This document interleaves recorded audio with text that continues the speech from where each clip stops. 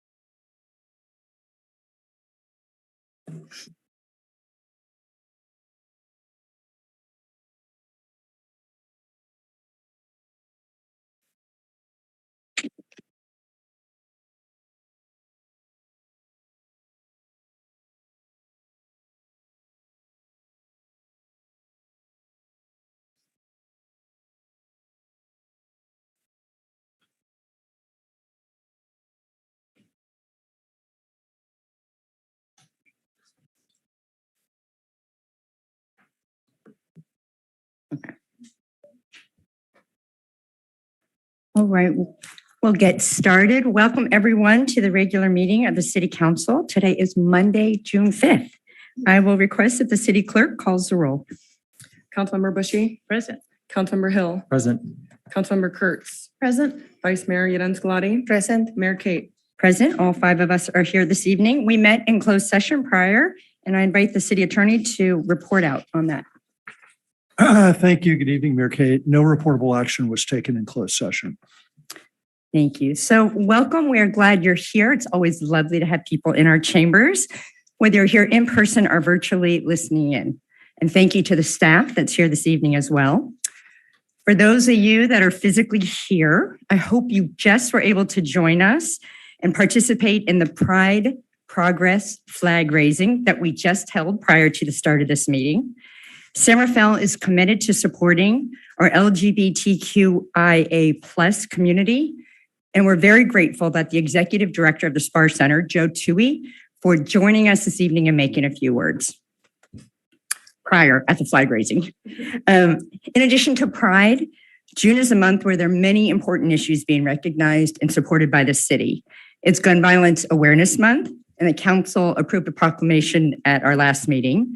And tonight on our consent agenda are proclamations recognizing Pride Month, Public Works Week, and Juneteenth. I invite you to read those proclamations on the staff packet. And while we take a moment this evening to make these recognitions, we all know that the support is year-long and not just a singular finite amount of time. Tonight is also momentous as it's the first meeting of our soon-to-be sworn-in new city manager, Cristine Alilovich. Cristine has been with the city for 8 years, and after a nationwide search, the council unanimously selected Cristine to lead us in the days and years ahead. Welcome, City Manager Alilovich. I guess we'll welcome you after we have the ceremony, but we look forward to working with you collaboratively and with the community. Before we get to the meeting, we like to include a land acknowledgement. We acknowledge that the present-day city of San Rafael is traditionally home to the Coast Miwok people, many of whom today are tribal citizens of the Federated Indians of Great Rancheria. We thank the original caretakers of this land and honor their continuing involvement in stewardship practices that benefit us all. I'm going to turn to the city clerk. She'll describe how people can participate in tonight's meeting, whether you're in the chambers or virtually. And I remember I need to be speaking slower because we have interpretation. So we will remind each other to speak slowly. Madam City Clerk. Thank you, Mayor Kate. Before we begin, I'd like to announce that tonight's City Council meeting will include Spanish language simultaneous and consecutive interpretation provided by qualified interpreters on the Spanish channel now through the completion of Agenda Item 6B. If watching on Zoom, you can join the Spanish channel by clicking on the interpretation icon in the Zoom toolbar. It looks like a globe, and we've posted a link in the Zoom meeting in the description of the video on YouTube. If you are attending in person and do not have access to the Zoom meeting from your mobile device, please come see me, and I can get you set up with a device so that you can listen to the meeting in Spanish. As a reminder, we ask that everyone participating tonight please speak slowly to allow our interpreter to effectively express your comments, and I will invite Pablo to interpret that statement. Bienvenidos a esta reunión. Antes de comenzar, nos gustaría anunciar que la reunión del Consejo Municipal de esta noche también incluirá interpretación simultánea y consecutiva en español, proporcionada por intérpretes calificados sobre el canal de español. Desde ahora hasta la finalización del asunto 6B. Si están viendo a través de Zoom, pueden unirse al canal en español haciendo clic en el icono de interpretación que aparece en la barra de funciones de Zoom, que ahora aparece como un globo terráqueo. Y también hemos publicado un enlace a la reunión de Zoom en la descripción del video en YouTube. Si asisten en persona y no tienen acceso a la reunión de Zoom desde su dispositivo móvil, venga a verme y le configuraré un dispositivo para que pueda escuchar la reunión en español. Como recordatorio, les pedimos a todos los participantes de esta noche que hablen lentamente para permitir que nuestros intérpretes expresen sus comentarios de manera efectiva. Thank you, Pablo. This meeting tonight is recorded and streamed live to YouTube, and members of the public can provide public comment by phone by calling 669-444-9171 and use the meeting ID 844-3204-9611 and pressing *9 to raise your hand for comment. You can comment and watch directly through Zoom using the link on the agenda, and you can use the raised hand feature through Zoom. If you're experiencing any technical difficulties, you can contact me at city.clerk@cityofcenterfell.org. Displayed on the podium and the projector is a 2-minute timer to help you stay within the 2-minute time frame. You're invited, though you're not required, to introduce yourself and say what part of Centerfell you live in or if you're from outside of Centerfell. We do offer closed captioning for this evening's meeting on Zoom, and you can select the live transcript button to enable this feature. Thank you. Thank you very much. So our first item is a swearing-in ceremony for our new city manager, Cristine Alilovich, and I know her family is here as well. So I invite the city clerk. Yep. Raise your hand, right hand. Thank you. And repeat after me. I state your name.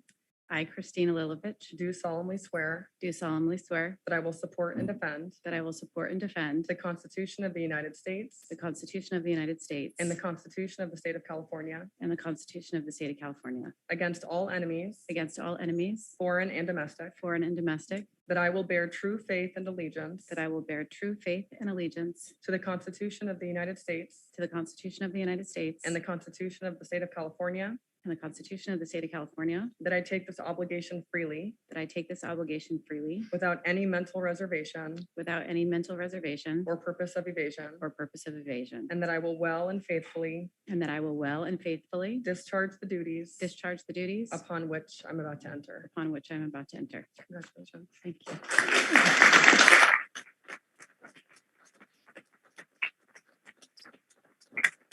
Absolutely. You have to take a photo. You want the whole crew. Okay. This is a special moment. The last time this happened was nine years ago, so bear with us.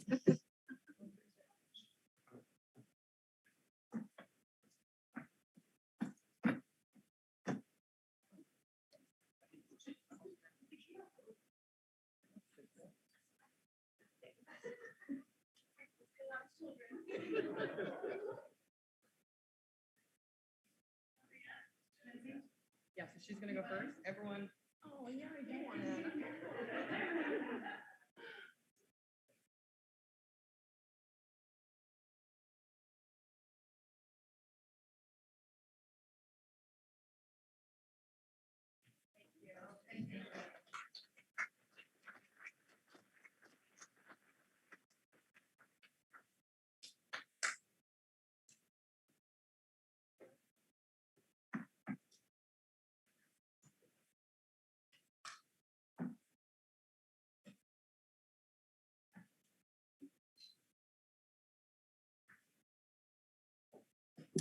Again, thank you all for clapping, participating in the swearing in, and giving us the time to take the photo. These are definitely milestones in our city, and we always want to celebrate them. So before we get to our agenda, we always have open time for public expression. So this is when folks can approach the council on any item that's not on tonight's agenda. I do have a card here, and it's okay if you haven't filled out a card. I will read this name first, and this person can speak, and then you can line up, or if you have anything else, you can come down. So any items not on tonight's agenda, and after we do the talk to people in the chambers, then we will turn to the virtual community. So this first one is Tyler Larson.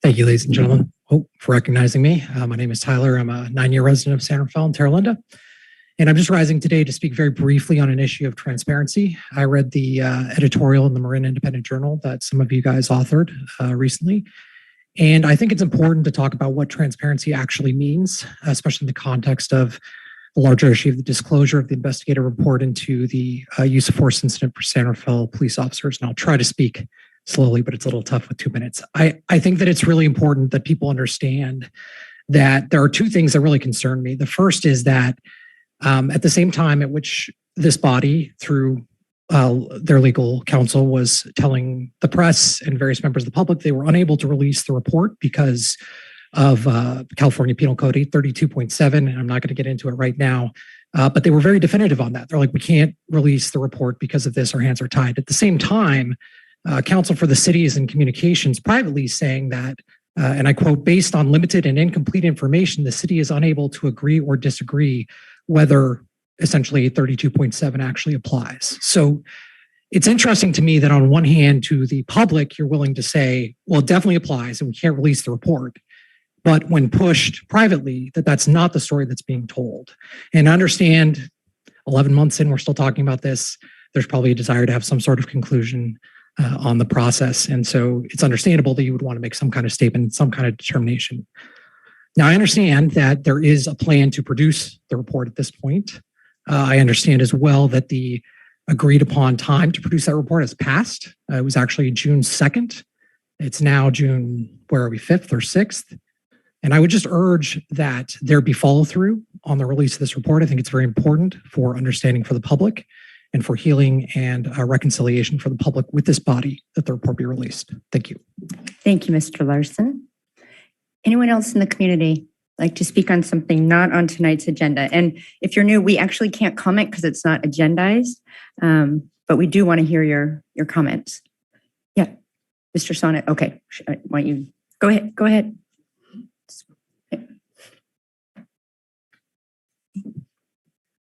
Hi. Can you speak in like, there we go. Of course. My name is Barbara Treat, and I live in 377 Margarita Drive, which is, here in San Rafael. I've lived there since my family's lived there since 1967, and I live there now with my two children. I'm here to voice my concern and alarm over the recent acquisition by developers of the parcel of property that formerly belonged to Dominican University up there between Margarita, Deer Park, and Locust. My objections mirror those of many others in the neighborhood. This is a huge development, ostensibly 32 to 35 homes.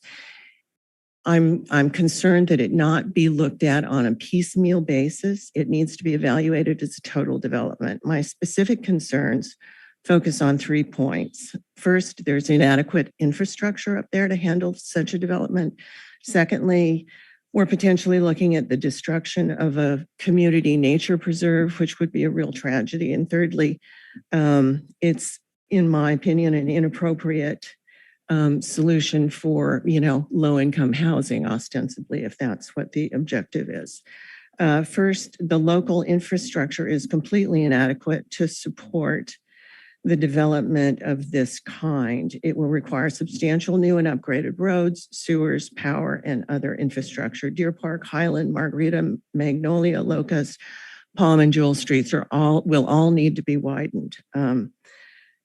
The fire protection and escape routes up there are precarious and will be compromised. Second, this would destroy a glorious nature preserve and threaten public access to the only walking trail leading into Barbier and China Camp from this particular area.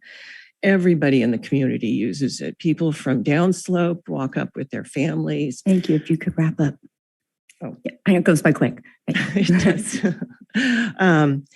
If I could just comment on the third point, is to the extent that this is focusing on more housing, which everybody supports, there are plenty of areas that will not be creating, high-end housing, and we are looking for a solution. You, Barbara. Thank you. Thank you. Okay. Yeah, come down, Mr. Sonnet. Oh, wait. My name is Daniel Sonnet. I'm from the Dominican area also. I'll make this very brief because of our preceding speaker. We are reaching out to the developers so that we can have some kind of input, significant input on what's happening. And we're hoping that we can have an amicable process and solve some of the problems that in advance before they occur that have been mentioned by the previous speaker. So just wanted to let you know we were here and we were concerned. Thank you. Thank you. Yeah, go on. Hi, I'm Tylee Holden of 220 Deer Park, and I'd like to pile on here. So actually, when there's a Deer Park fire last fall, it was my house that actually stopped the fire because we had fire retardant spray. So that's how close I am to the parcel that was just purchased. I have 4 kids. I actually work outside the community, but we do everything inside the community as a family. And it's really concerning to me that this is the first time I heard about it this morning on Nextdoor at 6 a.m. that this parcel was sold and possibly 35 homes, which would average about 50 cars, will be added on to our neighborhood. It's only really a street leading up to our house is for about 1.5 cars. Several times our dog's almost been hit, kids have almost been hit, people zooming around those corners. And until somebody really gets out there and reviews it, I'm surprised that this was even available to purchase for any kind of development. And I just would like to start a conversation about what this is not only going to do for housing, but the impact and the environmental impact of that area. Thanks. Thank you for your comments. And we're definitely welcoming more input on this. Just so you know, there's no application or anything before the city at this point. So we're talking about things that may or may not happen, and we want to hear your input and your concerns. And we appreciate Mr. Sonnet reaching out to the developer because that's really where it is right now. But okay, go ahead. Add on to the Yeah, please do. few people. My name is Tim Dale. I'm at 15 Palm Avenue, been a resident since 2013. And just like the lady before, I only just found out about the scope of this project. And I'm really trying to understand what on earth could they be thinking about having a high density residential area in that neck of the woods where roads are not very wide. It's on a very steep hillside, a lot of trees there. And frankly, this neighborhood has never really been conducive to a lot of people coming and going on the streets. I'd like to learn more. I'd like to learn more about the scope of what this gentleman behind this development is. Why is he thinking that this high density housing is appropriate for the area? Is it a quota issue with other housing he's trying to balance? I don't know. But again, all of us stand with our homes in this area. It's one of our largest investments that we have. And it's a significant impact, and not to have that much information is really just very concerning. So I'd like to hear it back. Thank you for your comments. Anyone else?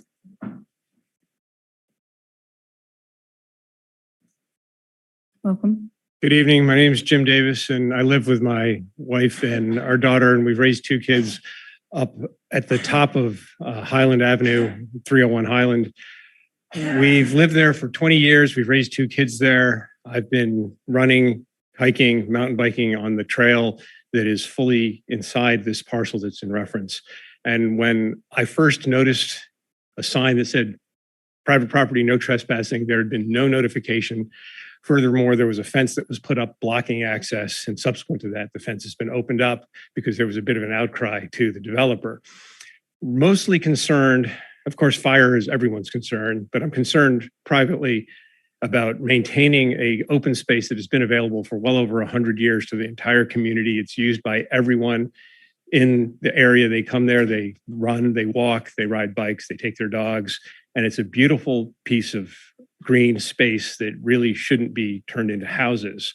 There are other ways to meet housing requirements that clearly would be probably easier than building on this hill slope and not impact the neighborhood in such a way that takes away a really gorgeous, precious piece of land. And there's lots of practical concerns about infrastructure, as have been mentioned, and there will be more. The road down the hill from our house, Highland, had a landslide with one of the rains this past season, and it still is unfixed. And this is just adding traffic to that area, which can't possibly help things.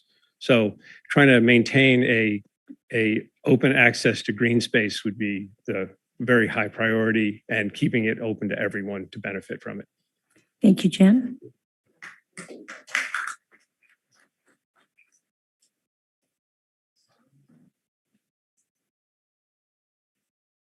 Good evening. My name is JP Guittard. I live at 307 Highland Avenue in San Rafael, and I've been here for about 9 years, I think. And I'm here to express my concern about the sale of the 20 acres of what we now call Dominican Valley, which is a beautiful precious open space, which is bisected by a fire road, which is also used as a trail by the community. And I'm here to help make you aware of this issue. And it's going to be a big issue for the community.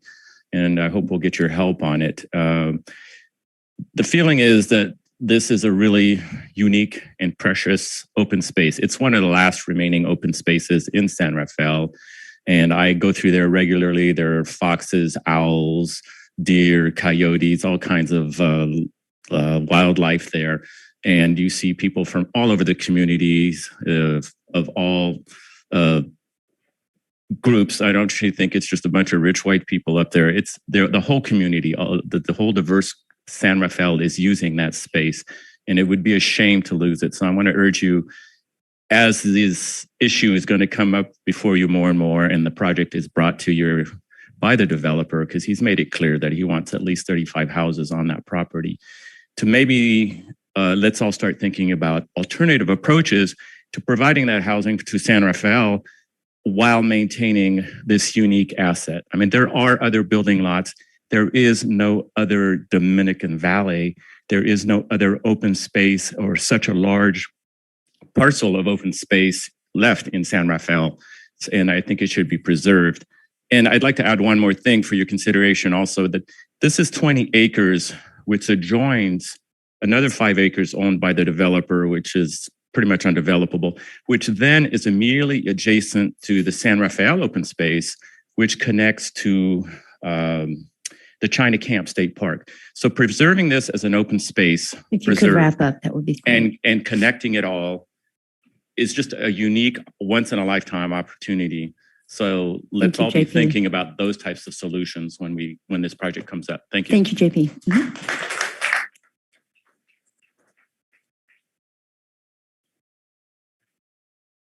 Good evening, everybody, and thank you for all joining us. And thank you, Mayor, and our distinguished council members.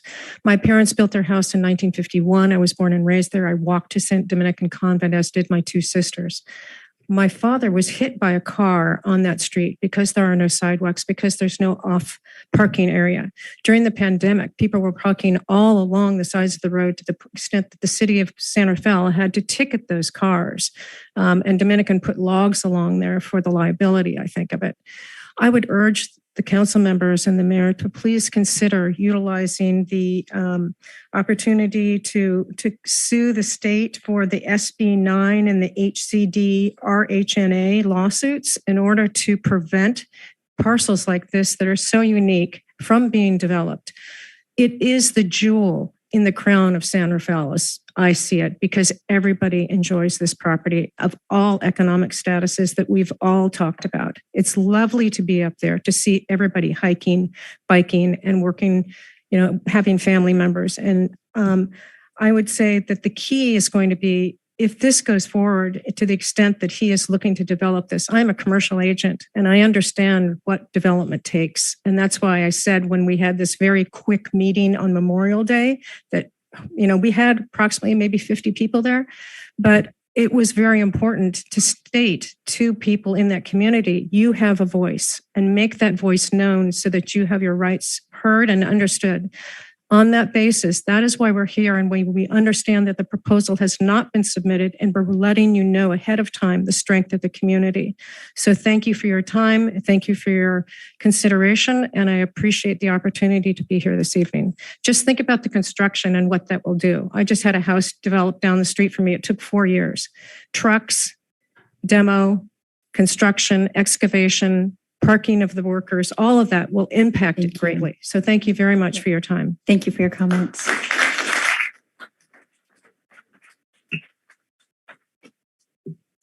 Welcome. Thank you. Good evening. My name is Steve Gershik. I live on Mountain View Avenue in Dominican. I've lived in Marin County for about 45 years and San Rafael all of those years. I too was shocked and dismayed to read this morning about this sale. And rather than repeat what my fellow residents have already told you, I have to tell you, I'm really concerned that we've got this university, a privately owned university in our city, who is entitled to subdivide their land and sell it off. to build more mansions without respect to concerns about fire safety. The real reason I came down here tonight was it was a year ago on June 6th when all of us looked at our Citizen app and saw that there was a fire in our neighborhood in the Dominican area. And it crept up quickly into the crown of the eucalyptus trees that are on this parcel that may be applying for development soon. And it was only for the fact that the weekend before we had a gentle rain and the winds, thank goodness, were calm that day that our brave firefighters were able to knock it down. But there were plenty of neighbors there, myself included, that were packing up our house, that were waking up the kids and saying, hey, if this gets worse, we're going to have to get out of here. And our routes of egress are an ongoing concern for us. So the point I wanted to make clear to you is we need to really take a look at what we're going to allow Dominican University to do. If financial pressure is a ongoing concern for them, then the city needs to have a plan for what to do when they want to dispose of property. So thank you very much. Thank you, Steve. Anyone else?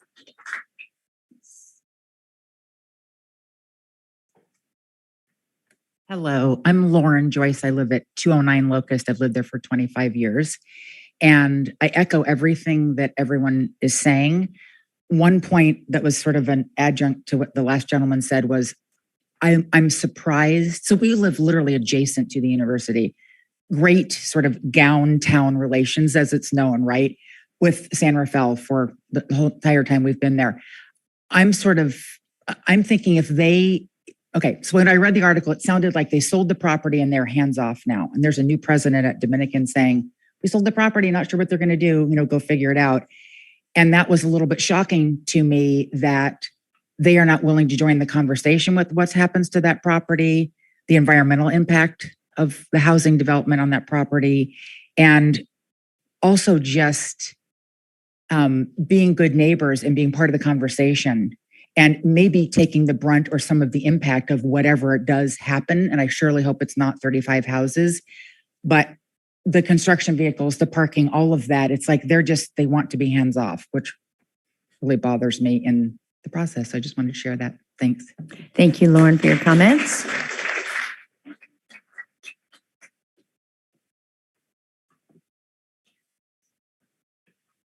Hi there. Thank you for your time this evening. My name is Diane Porius, and my husband and I live at 255 Highland Avenue. 1 year ago tomorrow, my husband was lounging as the evening was coming to a close and smelled smoke. I was out of town, and the fire that started down on Deer Park ended up within 20 feet of our home. Thankfully, we had just finished in the weeks prior weed whacking the area adjacent to our property where the fire ended up, but it was pretty scary. Incredibly grateful to our San Rafael Fire Department for being on scene and acting so quickly. I have subsequently been in touch with Dominican. There are heavily forested areas adjacent to our property. And this feels like an effort on their part to avoid having to take responsibility and the expense of what this would take. We have met with the developer or representative. They seem to have been proactive on these topics, but I don't know that I feel really confident that a lot is going to get done.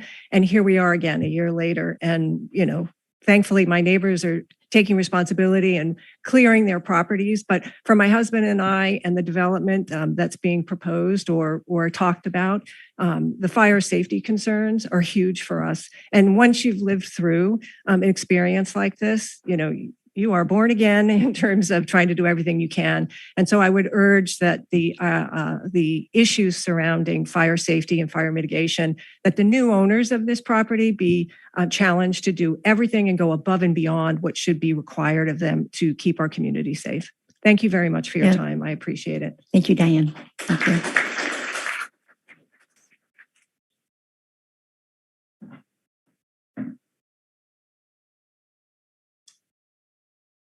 My name is Brian Joyce. I'm at 209 Locust Avenue, Lauren's husband. We've, as she said, I've lived there for many years. I have Couple of things I want to touch on. We raised 2 children there. They were born and raised in that home. They spent their entire life walking up that street and going up the trail. They literally grew up there. Couple of the comments I want to make are, number one, sort of the irony that we were required by the city of San Rafael to chop down about 10 juniper trees in our yard that were really quite beautiful and left a hole that made it look incredibly ugly. The entire project, by the time we've cut those down and replaced those, has cost us personally about $8,000. And just the irony of that compared to what we're considering doing here. The other aspect, something I would like for everyone to consider in the future, is Dominican really had custodianship of this property. They opted to unload it, probably, I agree, probably because they're trying to get rid of the responsibility of it for themselves. And what I would say is, whatever ultimately were to happen there, if it does involve developing, I want to make sure that Dominican University takes the brunt of all of the infrastructure costs. If there's traffic, it can all go through Dominican. None of it has to come down Locust Avenue at all. And there's no reason that we should all suffer for what Dominican decided to do, basically just to raise a few $1 million. Thank you. Thank you, Brian.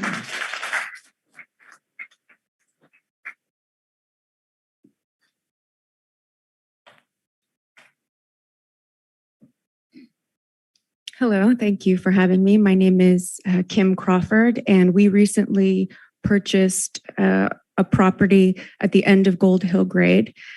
We've been coming here since we were, my family, since I was young. My mom has 2 sisters that live in the area, spent a lot of time enjoying the outdoor space and the beautiful community and what it is.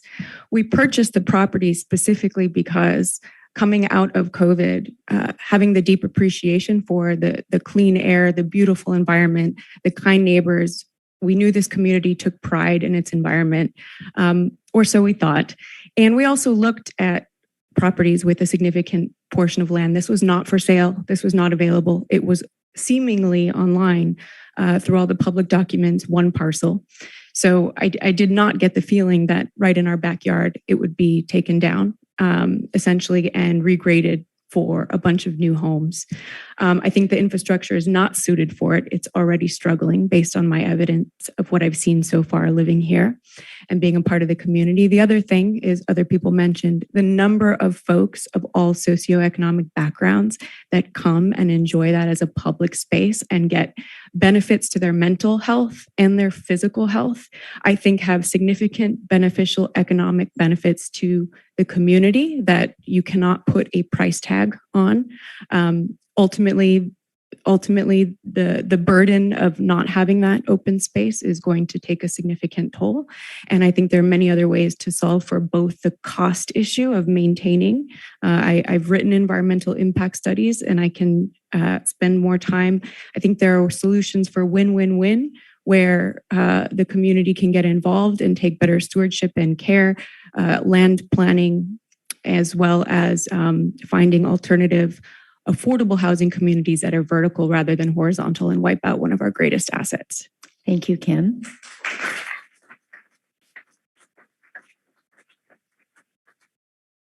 Anyone else in the chambers want to speak on an item not on tonight's agenda? And actually, while you're coming down, I'm going to ask the new city manager to just chime in about how people can stay abreast of when there is a project, because at this point, there is no project that has been submitted. That's You could correct, share that Mayor with the Kate. community. There's currently no development application submitted to the city for anything to happen on this property. So if and when that were to happen, there would be an extensive public engagement effort where the project would be brought forward to the design review board and the planning commission. And then our community development department would also get involved in opportunities for community engagement and input that would have extensive opportunities for more conversation and input from the community.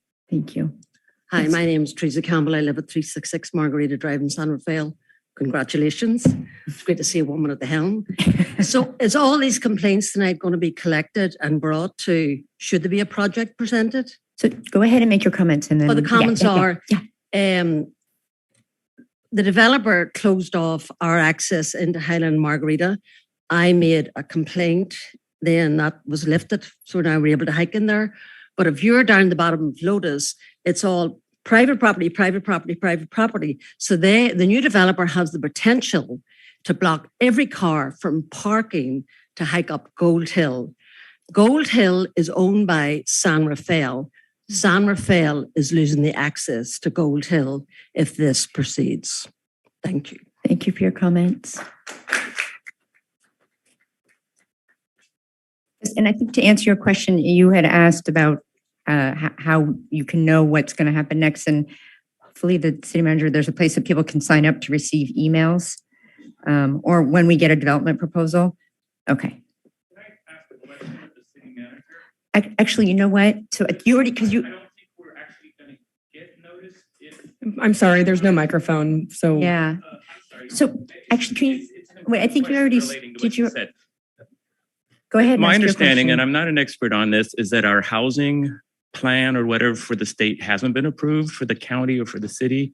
And that because of that, the builder has an ability to come in and basically submit a project and get ministerial approval, which means the community has zero input on this project. Is that correct? Thank you. Thank you for your thoughts. So what I want to do, because there are quite a few people and there might be more that want to speak to this. We do want to hear you. I think there's definitely some maybe confusion about what the city's role is, what the developer's role is. So I will ask Councilmember Bushy to work with the city manager and at some point have a community meeting and maybe invite the developer just to kind of clear the air and to have that conversation. The city at this point does not have a role. There is no project, but we can help convene. So Director Bushy has. I'll be happy to lead that effort. And at the moment, as Mr. Sonnet said, the issue is with the developer. The person or persons you want to be talking to are the developer.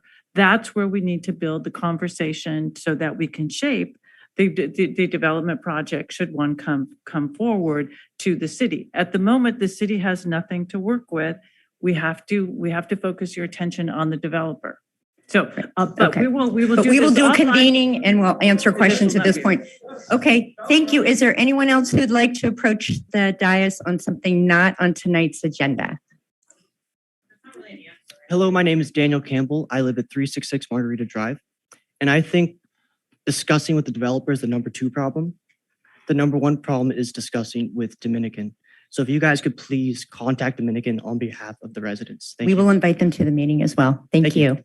We'll invite them and you can have a conversation.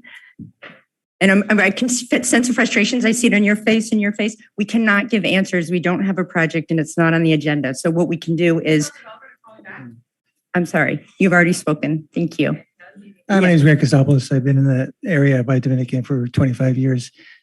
Like a lot of people, shocked and dismayed at the private property closing off access to that area. I just hiked up Gold Hill Grade tonight. And I see the sign right there at the entrance. It says, you are now entering San Rafael, City of San Rafael open space. It's shocking to me that $3 million doesn't seem like a lot of money for the city to have gotten this property for itself and annexed it to the existing open space. I mean, you could even have solicited some donations and I think the community would have kicked in half of that money and so be it. It just seems like a very, very short-sighted for a small amount of money, a lot of loss for a lot of people. Thank you for your comments. Anyone else like to give input on any item not on tonight's agenda who hasn't spoken already? No, I'm sorry, sir. And definitely you can email the city clerk and we will have a follow-up that way.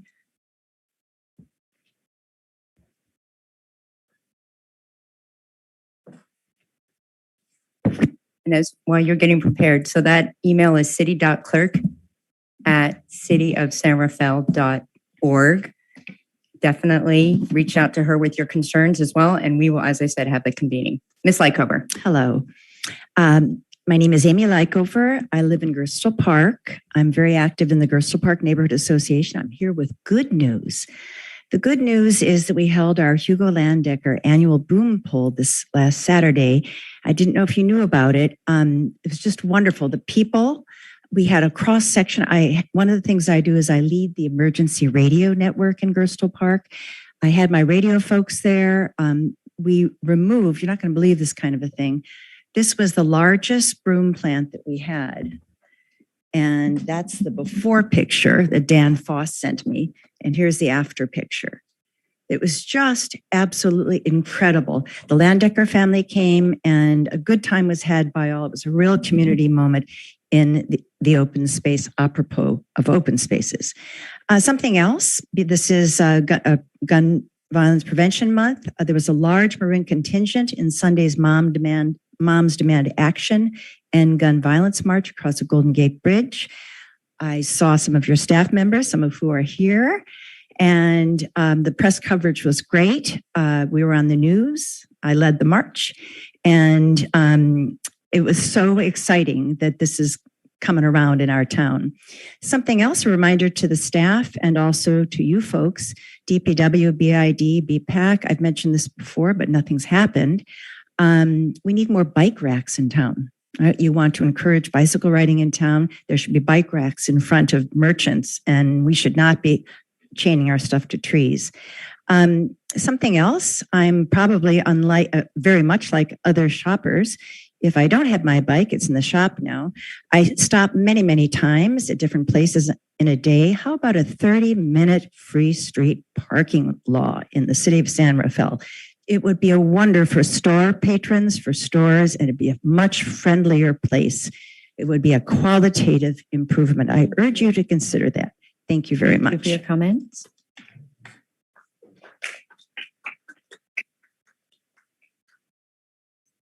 Anyone else in the chambers before we go to our virtual audience? Yes, welcome.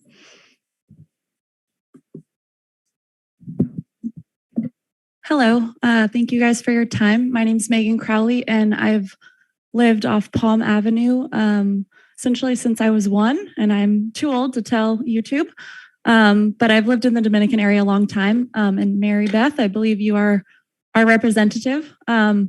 I was actually hiking and driving kind of up by the area in question today. Actually, if you could, I'm sorry, if you could give Do I the need to comments stay to the here? council. Yeah. Okay. Thank sorry, you. yes. Thank you. Thank you. They can hear you and yeah. they can see you, but go ahead.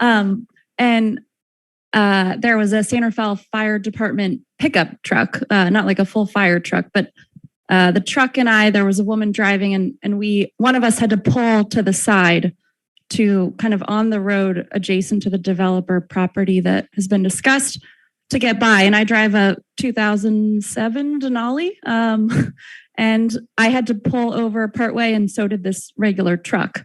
And I say that just in the sense of if there were to be a fire up there, and like people have said, there have been, I think it was a year ago today, and then 5 years ago, there was a fire on the city of San Rafael Hill. I think almost 5 years to the date, June 8th. But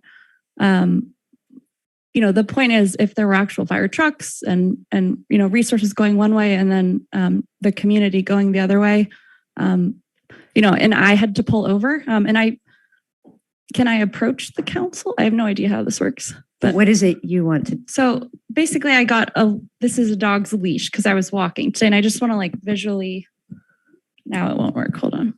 That's okay. You can just tell us how far you want to pull it. And I would like to show you. Okay. Anyway, it's not that long of a leash, but okay. The point is, afterwards, I got out of my car and put it on the road, and it was less than, 15 feet. And so if you have fire trucks coming down one way, and then 35 homes, like someone said, times call it 3 cars a home, 100 plus extra cars coming down a 1-lane road. I'm concerned as a citizen. So thank you, Megan, for your comments.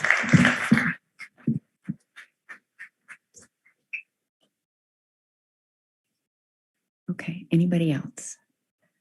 Not seeing anyone in the chambers. Oh, did you want, so don't be shy, come on down.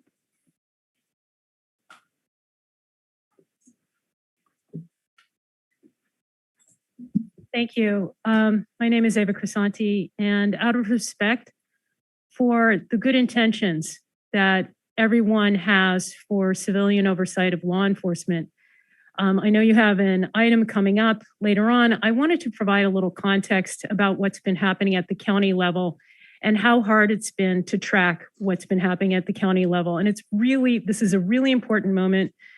We know that civilian oversight of law enforcement has routinely failed, and getting it right the first time out is really important. I want to talk to you a little bit about Sheriff Civilian Oversight Working Group because there is overlap with something that's now being called Marin Justice League. And I tried to get answers from them. And in part, I've come in person because I'm hoping they will provide some answers while I'm here. I haven't been able to get answers. The Sheriff Civilian Oversight Working Group had 12 meetings that were not noticed to the public. When we found out about it late in the process, we asked to attend the 12th and final meeting, and we were restricted. The 15-person working group excluded any person from the canal. There was not a single Latino from the canal on that working group. And yet these 15 people continued to meet. When I was finally, all the meetings were apparently recorded, but when I CPRA'd it, I was only able to retrieve 4 recordings from the county. Those 4 recordings are shocking. And I'm asking the community to look at the recordings and to see what's going on. And 15 seconds, I don't have much more time, but I will be talking about it a little bit more throughout the evening. Thank you. Thank you for your comments. Anyone else in the chamber? Okay, not seeing anyone physically. We actually have a virtual community as well, so I'll turn over to the city clerk. Thank you, Mayor Kate. And before I move to virtual comments, I will be toggling our interpreters.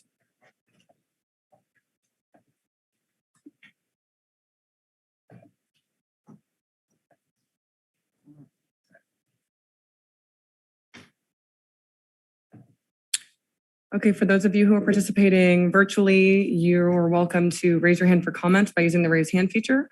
Or if you're calling in, you can press *9 and you will need to press *6 to unmute yourself.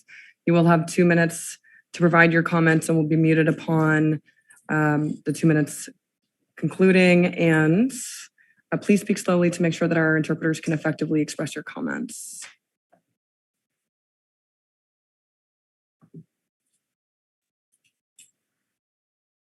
Am I on? Yes, go ahead.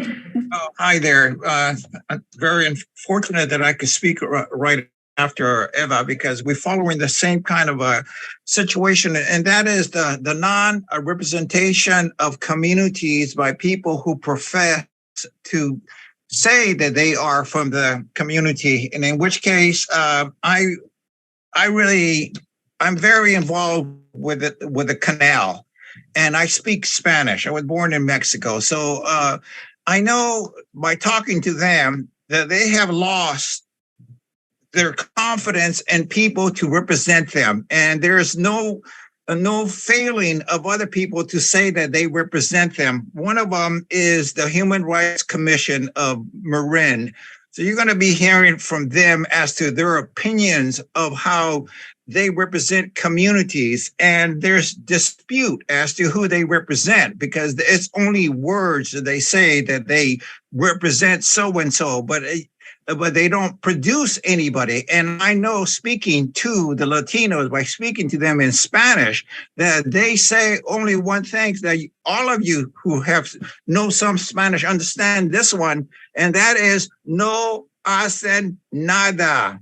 No hacen nada. They do not represent us. They don't deal with our complaints. They don't deal with our concerns. They refer our problems to agencies. They don't get involved. But now they're going to be writing you a letter as to how they want you to deal with a police advisory board because they happen to be on a AOD, alcohol and drugs and board.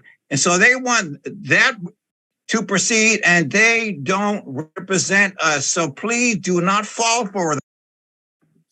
Thank you for your comments. So again, accepting input on anything not on tonight's agenda. Yes, hi. My name's Erin O'Brien. I live on Mountain View, so I, like my fellow Dominican neighbors, am here to talk about the sale of the land. And I understand you're directing us to speak to the developer. My conversation with him would be short. It would be no, we don't want your development. So then we turn to our city leaders to say the same thing. When he comes to you, we ask that you say no. That over the decades, much of the open, wild, and wonderful places around Marin that we love were slated for development, but they were saved and preserved by our residents and council leaders. And so I'm asking that you join me and the ranks of those conservationists to advocate to keep Marin wild. Thank you. Thank you, Erin. I see no other hands raised, and I'll give everyone a moment. I do see a hand. Okay. Hi, my name is Christina Campbell, and I have been a resident of a short time of 3 years here in Somerville. I walk my dog every day up on the parcel that's been recently sold. And I was listening to the beautiful noise of peace and quiet, listening to birds and nature.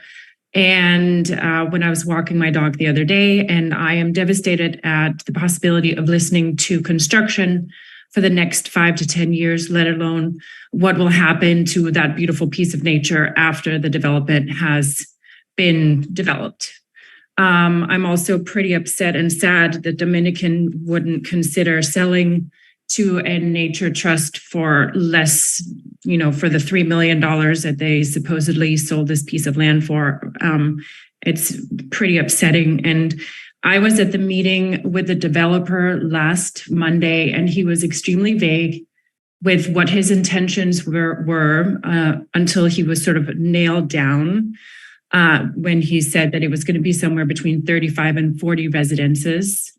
But he pretty much said that it wasn't up to him, it's up to the city of San Rafael, and I believe that that is up to you guys. So we certainly hope, all of us who believe in this development not going forward, that you will support us in preserving this beautiful piece of nature. Thank you so much for your time. Thank you for your comments.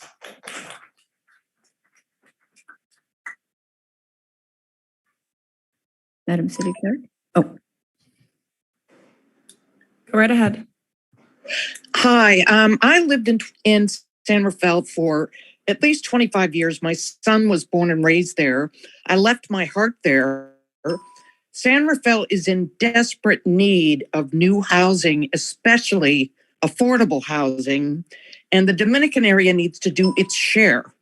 Marin County is 80% open space. I know everybody wants Marin to stay the same, but we have a growing homeless population, and yet people don't want to build housing, especially affordable housing, which is contradictory in my opinion.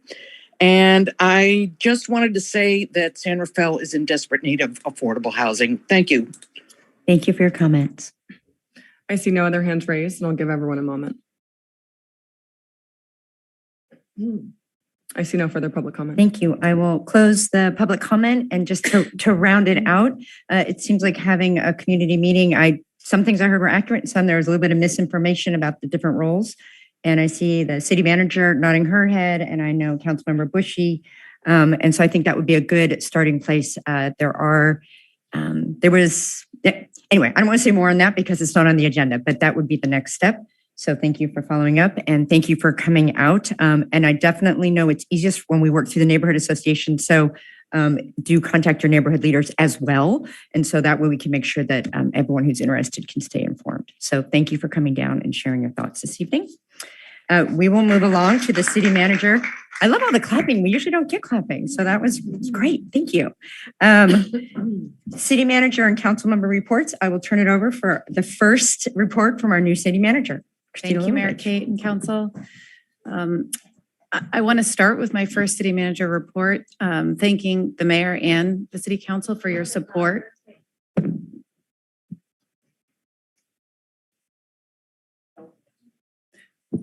Thank you for your support during the transition,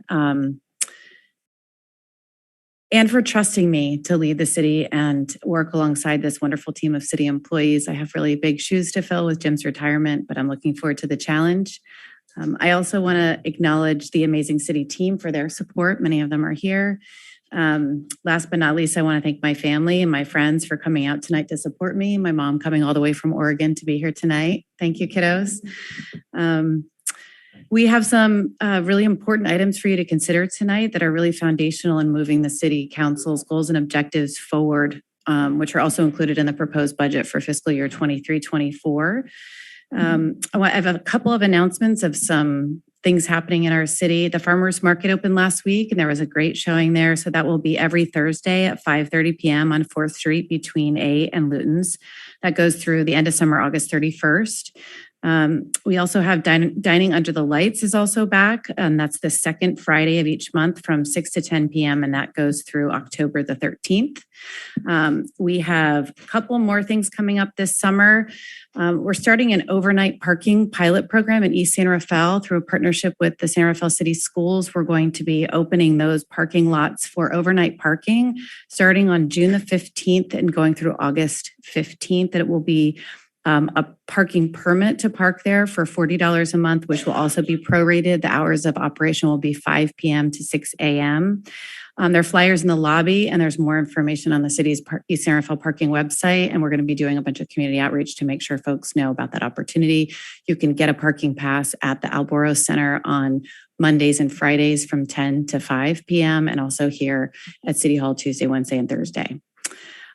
Also, really good news, Sun Valley Park is opening this week. The playground will be open by the end of the day, Wednesday, June 7th. We are still working on some finishing touches for the entire park to be open, but will be fully inspected and ready for kids to come play on the playground at the end of the day, Wednesday. We're planning a ribbon cutting celebration for later on in the month. And that's all I have. Fantastic. Thank you so much. I'll turn to my colleagues for sharing what they've been up to over the last, it's been 3 weeks because May had an extra week. So Vice Mayor. It's been 3 weeks and the 100 days of May, I guess. So it's been busy. Thank you, Mayor. So I'll start by, updating on the Latino, Marine Latino Luncheon presented like an update on the San Rafael Police Reform and accountability planning efforts. So I had the pleasure to be there with Chief Spiller, and it was an online meeting and it was very well attended. So it's always great to give an update and also hear from the community. Also attended the Marin County of Councils and Mayors Commission Climate Action Committee meeting. So it's always great to connect with other peers from different cities and towns around climate action. I attended the ribbon cutting for the Avant space. It's a new premier co-working space that is on 835 5th Avenue. Councilmember Hill was there as well. And it was very inspiring just to see the new area that I think is going to bring a lot of entrepreneurs and people that they maybe don't want to work from home, but they don't want to go commute either. So it's a great space. And then one of my favorites is the Canal Karate Bell ceremony was last week, and there were like about 30 students in the canal. It was really touching, not only for the students, but some of the students were actually the dads and the moms of the kids that in order for the kids to do karate, they had to join. So it was like a really, really great to be there. And of course, with our city staff from like a pickleweed, and it's just really nice to see all the different opportunities that the kids have, and we need more. So it's always great to see that. Also attended the immigrant celebration. Is organized by First Five and Marine Communications Forum, and it was great to hear from many fellow immigrants as well, and so many powerful leaders in our community that they are like first, second generation immigrants and their story. And I know Councilmember Kurtz was there. So, and almost there. I attended the East San Rafael Task Force. So I was actually going to talk about the highlight, which is like thanks to San Rafael City Schools, we are partnering with Via Vista. We are trying to think outside the box, trying to increase our inventory for parking. So I really look forward to the pilot this summer and see we can continue expanding to other businesses as well at night, so we can expand that. And then I will finish by saying that I attended my neighborhood, the Bret Hart Art and Stroll on Saturday. And that was just amazed to see how many artists are in our community. I'm wearing my earrings from one of our artist neighbors. And it's always great to see like all the community coming together. So that's my report. Thank you so much. Councilmember Bushy. I attended this very day, the Marin Transit Board meeting. We approved the budget for next year for Marin Transit. The budget is balanced and it reflects a focusing on particular areas that are expanding and turning away from a couple of programs that have not been working well. We also approved a pilot project for the Muir Woods shuttle. It's up and running. They'll be reporting back to us in the fall on how it works. So there's daily shuttle service available to Muir Woods. So that's a big project that Marin Transit wants to keep going. It's done in partnership with the National Park Service there. So big, important project there. We also had a meeting with the San Rafael Sanitation Board. This was a relatively short meeting. The mayor, of course, was there as well. We're looking forward to our budget discussion coming up later this month. And I also attended the annual picnic of the Peacock Gap Homeowners Association. We did not have nice artwork though, so maybe next year we will. But that concludes my report. Thank you. Thank you so much. Councilmember Kurtz. Thank you. In addition to the ones that were already mentioned, I attended Ember Stomp. I'd like to give a thanks to Chief White and the fire department for being out there in full force. We also, through the work of our emergency office services, I think that's right, we had translation in the Ready Marin tent for Spanish as well as Vietnamese and Chinese, which was really helpful. I attended the Marin County Commission on Aging.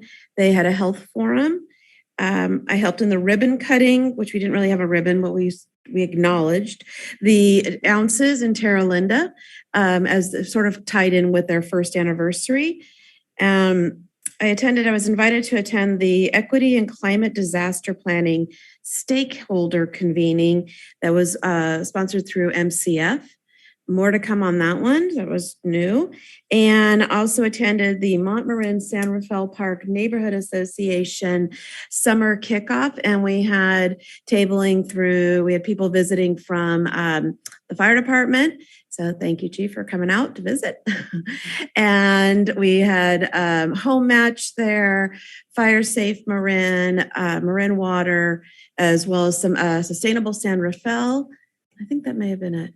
So of groups representing, and so we had a great turnout for that. That's it. Thank you. Councilmember Hill. Thank you, Mayor. I too attended the Marin County Council of Mayors and Council Members.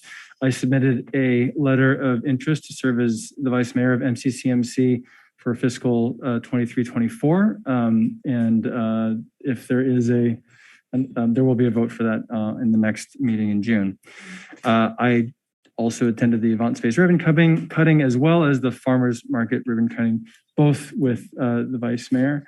And I would just encourage everyone to show up at every Thursday and throughout the summer. It's a wonderful event. And the Nazar Reese has done a great job curating all the different vendors that will come there and make sure we're eating all the different wonderful foods, emphasizing plant-based if we can. Thank you. Thank you. I'll round out the report outs. We had a listening session with Terra Linda High School students to get their input around policing in San Rafael. We met with them a couple weeks ago. It was right during their finals. These students were incredible about sharing their stories and helping to inform actually one of our agenda items later on this evening. That was in 3 weeks ago. As you know, I'm also your representative on SMART, Sonoma Marin Area Rapid Transit. In our last meeting, it was reported by our director that the agency has the highest recovery ratio in the Bay Area at 97%, obviously recovering from COVID. May average ridership was about 2,500 rides a day. So they're coming back strong and continuing to build ridership. And as you might recall from the ballot measure, it's both the trails, it's both the tracks and the trails. And we have been counting people on the pathway because that's part of what the funding is. Between August and April, so August of last year and April of this year, 391,000 people either on bikes or pedestrians use the pathways on the whole SMART area. So really it shows how important it is to continue to develop those pathways. So more to come on that. In addition, we had, I already mentioned earlier, it's Gun Violence Awareness Month. As you know, San Rafael is one of the original members of the Marin Gun Safety Collaborative that's brought together by Marin County DA. And we had a presentation from a group from the Ad Council on a new campaign called Family Fire. And what they found, the whole campaign, it's nonpartisan. It's about focusing people's efforts on locking up any firearms that they have in their house. Every day, 8 children and teens are unintentionally injured or killed by family fire. What they have found, if guns are safely stored, it would reduce death and injury by 70%. This is I think, a campaign that we all can get behind. So please continue to spread the word about the importance of locking up firearms if they're in your house. And finally, Tam, I'm your representative on the Transportation Authority of Marin, another transit agency. The draft budget is out for comment right now as we have our budget. It's budget season. And then we had a great report out on the Safe Routes to School. Safe Routes is the program that supports kids and teaches kids how to ride their bikes or to walk to school versus getting in a car. And in San Rafael, for the elementary and middle schools, Safe Routes reduced 2,800 vehicle miles traveled. So 2,800 fewer miles traveled this year compared to 5 years ago, basically showing the effectiveness of this program. In this past year, they've taught over 12,000 students about bike safety. So that's my report on that. And thank you all for your attention as we report out on the many things that the council does between sitting on the dais as well as providing updates of the other agencies with whom we participate. With that, I invite public comment on the city manager and council member reports. Are there any comments in the chambers on these reports? Amy Like over here. Just thought I'd mention that the Golden Gate Bridge District is staffing with participants to serve on a community design advisory board. The purpose of the Community Design Advisory Board is to provide a collaborative forum for discussion and input into the architectural design and amenities features of the new San Rafael Transit Center. And a number of us have been asked to serve on that. They'll be meeting 4 times from June through October. Something else, you mentioned SMART. I took the SMART train this past week. There were at least 12 people at each stop. It's very encouraging. A lot of commuters with their bikes. The bike racks were full. Thank you. Any other comments from the chambers?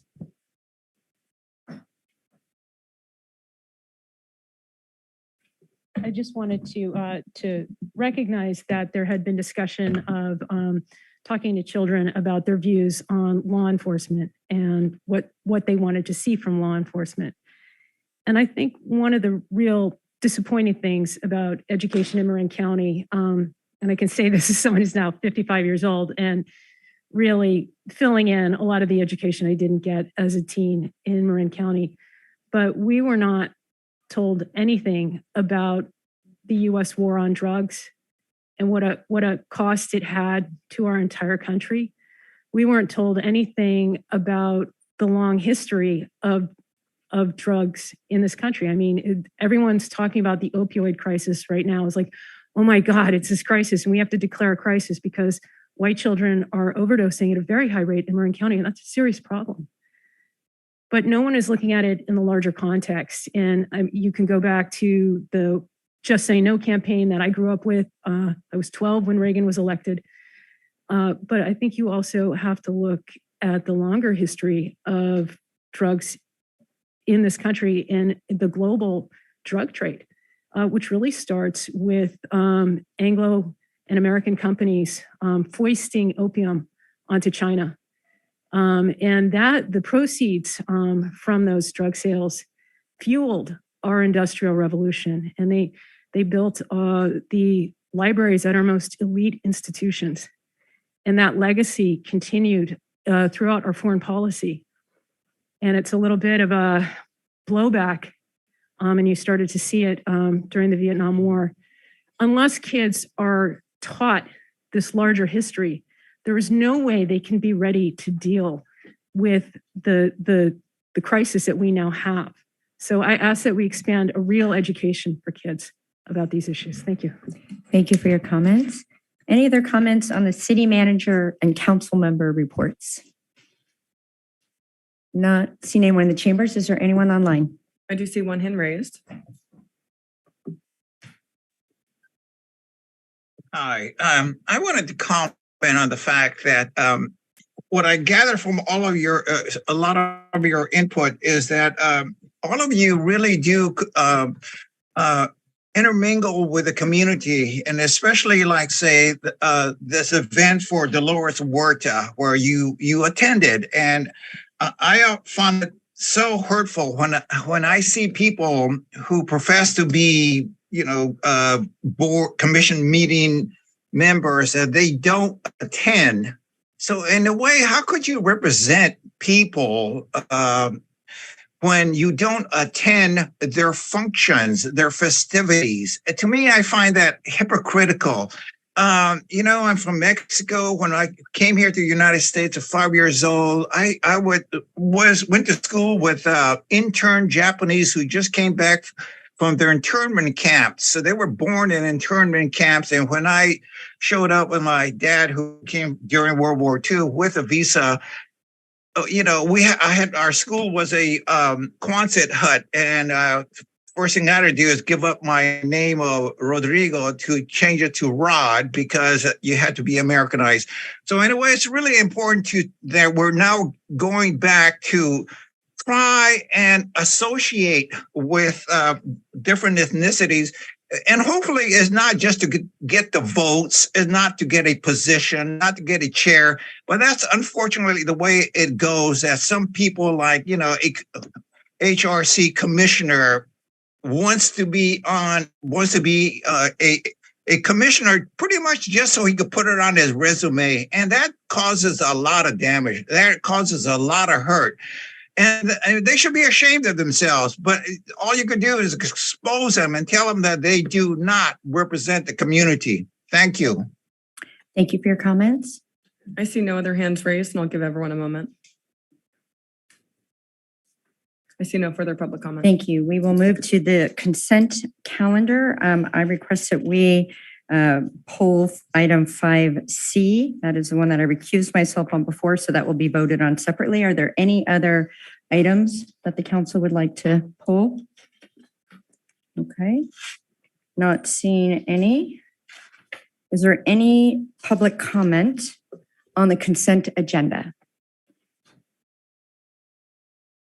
Not seeing any public comment in the room. Is there anyone online that would like to, on the entire agenda? I see one hand raised for the consent calendar. On the consent calendar, yep. This is John Mills. Thank you for pulling 5C. I was concerned about that, the specifics of the details of that. I could always check with the staff about that. What that involves is it single family homes we're talking about, low density, or is it possibilities of apartments? Would those be possible in the way of affordable housing? It sounds like not. We're really pushing affordable housing, of course, and you are very much, and I appreciate that. And if there is need for other housing as well, medium income housing and people that have more money to actually have single family homes. So that's a variety, but I appreciate you pulling 5C, and we could talk about that a little bit. So thank you. Thank you for your comments. I see no other hands raised. I'll give everyone a moment. I see no public comment. Thank you. I will close the public comment and request a motion on the items barring 5C. I'll make a motion to approve the consent calendar. I'll second with the removal of 5C. Thank you. Moved and seconded. Roll call, please. Councilmember Bushy. Aye. Councilmember Hill. Aye. Councilmember Kurtz. Aye.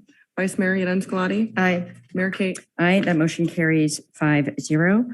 Item 5C, City Attorney, did you want to comment on it, given the public comment received? Well, the council heard a report on it at the last meeting, and so the vice mayor may wish to call for another staff report on it if the council believes that it needs to hear more reporting on the item other than what it got last time.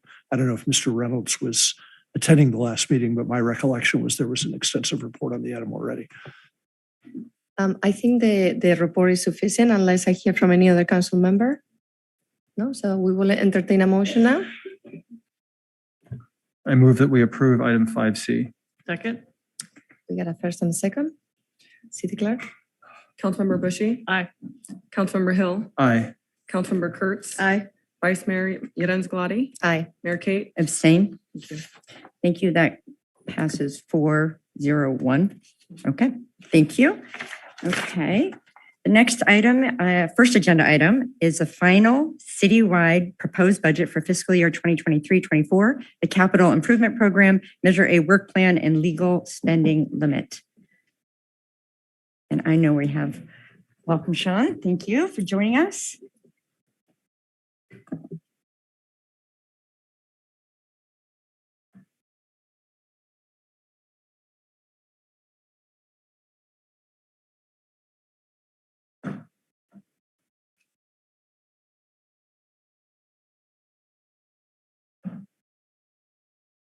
Yep, there we go.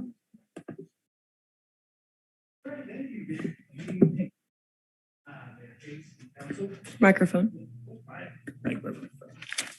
All right, tonight, me and my colleagues are here to present you the proposed 23-24 budget and the 3-year capital improvement program and Measure A work plan with the goal of adoption by the end of the presentation.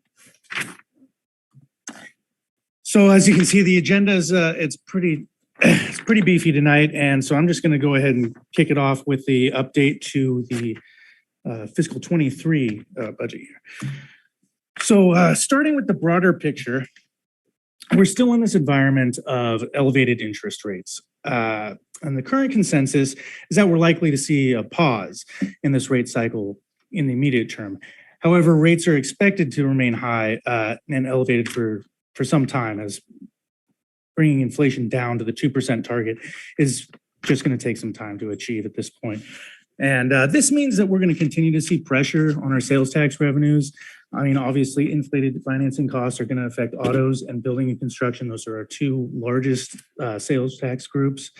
Currently, the Legislative Analyst Office is projecting a 4% decline in sales tax revenues for next year, and projecting that we're not going to see sales tax revenues that we're seeing right now until 2026.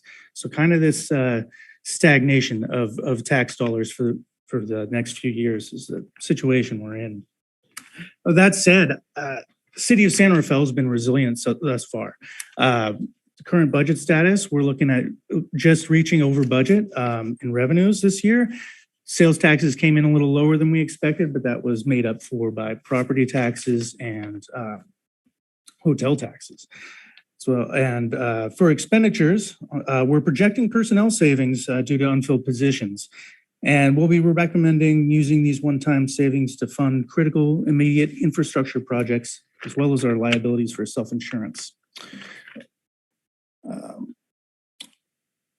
And all in all, we're projecting a net result of $700,000 for year end, leaving us on great footing heading into the new fiscal year.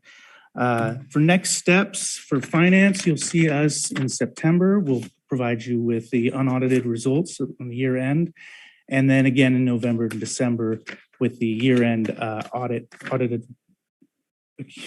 financial report. All right, and with that, I will kick it over to Theo for the capital improvement plan. Thank you, Sean. Welcome, Theo.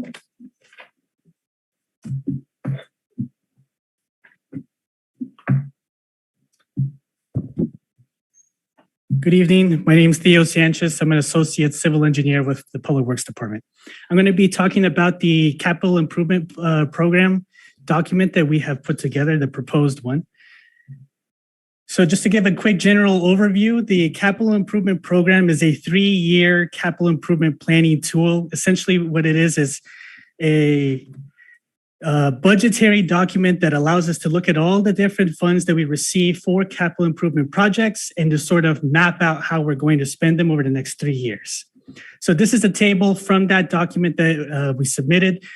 This is a table showing all the projects that are proposed for Fund 205, which is the Stormwater Activity Fee Fund.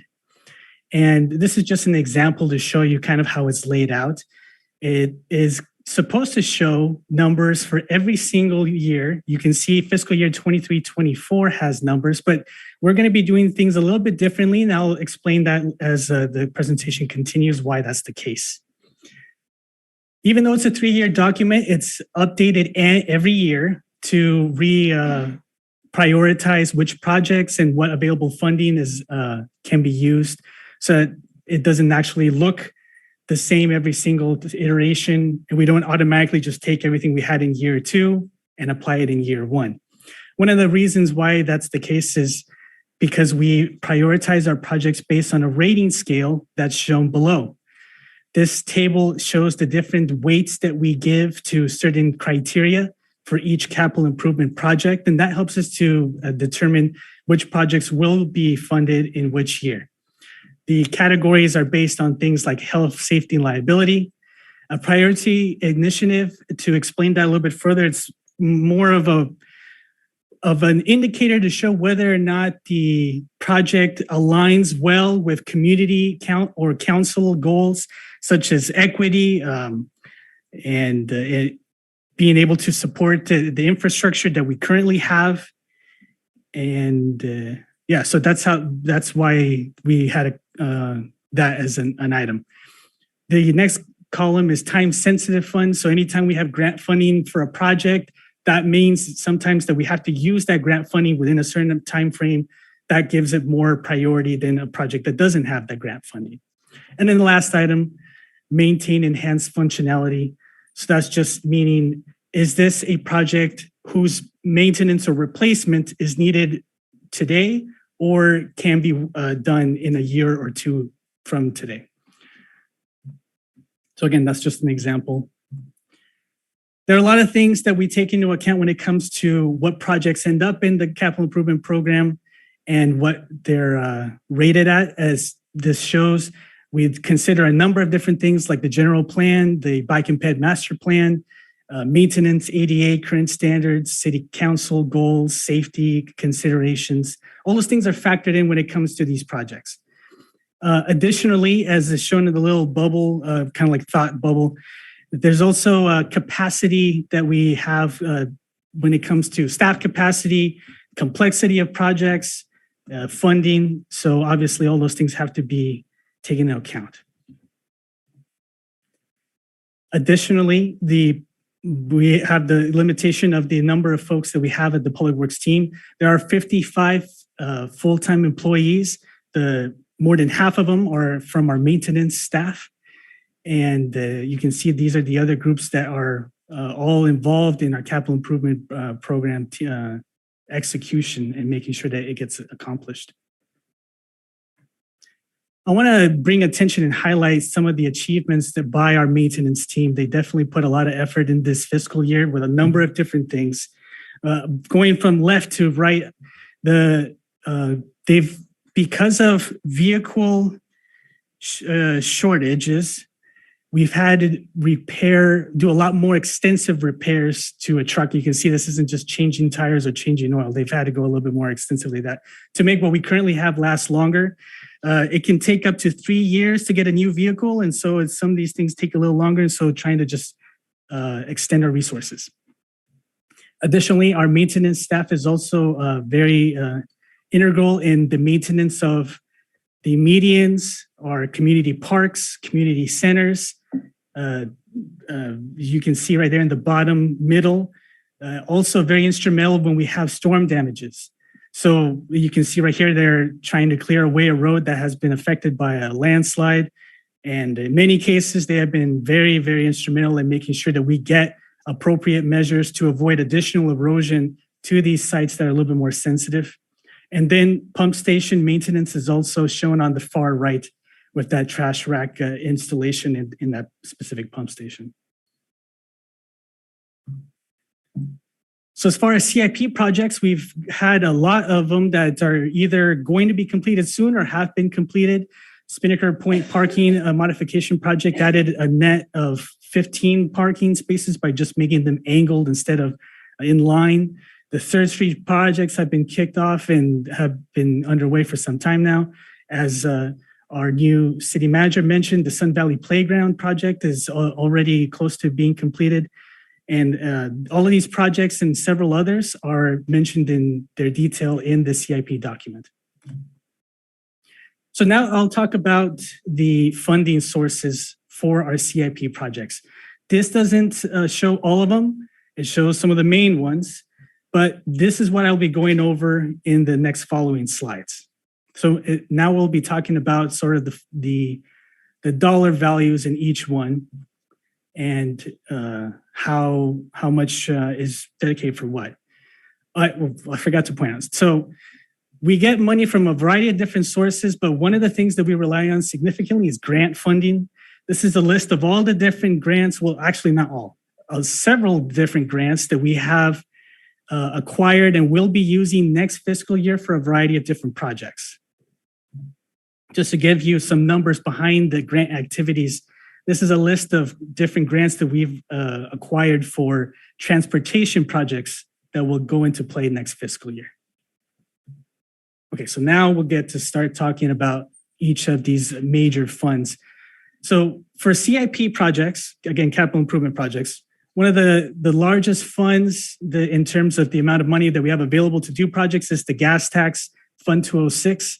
You can see right there at the top of the pie chart, it says that there will be 11.3 million estimated for next year. I'll mention that of that 11.3 million, 6.9 million is revenues that we will be receiving next year. So the difference between that 11.3 and that 6.9 in revenues is the rollover balance from this fiscal year going on into next year.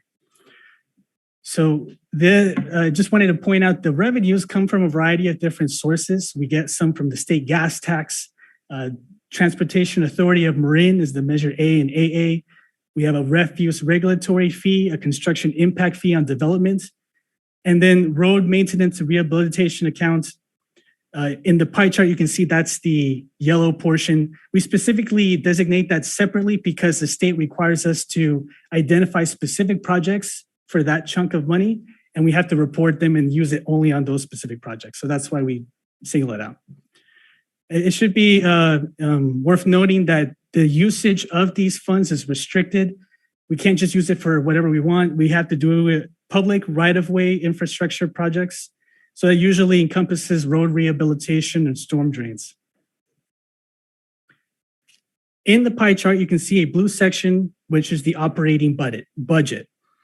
What that essentially is the money that we have set aside for things related to maintenance, so traffic signals, our streets, and annual programs, and sidewalk repair, pavement management, corrugated metal pipe replacement, but only for the public right-of-way section. We have a different fund for the section of CMP replacement that is not within the public right-of-way. But essentially, the operating budget in each of these pie charts is money that is used for maintenance or annual programs, things that are not CIP projects. So if you take out the blue portion, that leaves the remainder to be used on CIP projects. And some of the things that we have proposed for next fiscal year from gas tax include an intersection improvement project for 4th Street and 2nd Street and 4th and West Crescent. We've had a number of storm damage projects identified after what happened in this last winter storm. We had a couple landslides and some storm drain replacements that are necessary. Many more of these projects. This is not an exhaustive list of what we have proposed. It's just key projects The entirety of the list is in the document. So as I mentioned, we're going to do things a little differently in the CIP this year. We have fiscal year 23-24 identified in terms of projects and what funds we're going to spend on them. But for years 2 and 3, meaning fiscal year 24-25 and fiscal year 25-26, we're going to be doing a reevaluation of our ranking system, seeing if it's actually doing what it's supposed to be doing. We actually recently instituted that ranking system a couple of years, so it's time to check if it's actually doing what it's supposed to be doing. And so after that's done, we'll be looking at it fresh starting next year for this gas tax fund. This is a table just to show again some of the different things that we have in our operating budget. That was that blue section of the pie chart. And again, just to show you the numbers and what they're associated with. Again, mainly maintenance and annual programs. So traffic mitigation, moving on into a different fund. This one is considerably smaller than the gas tax one that we considered previously.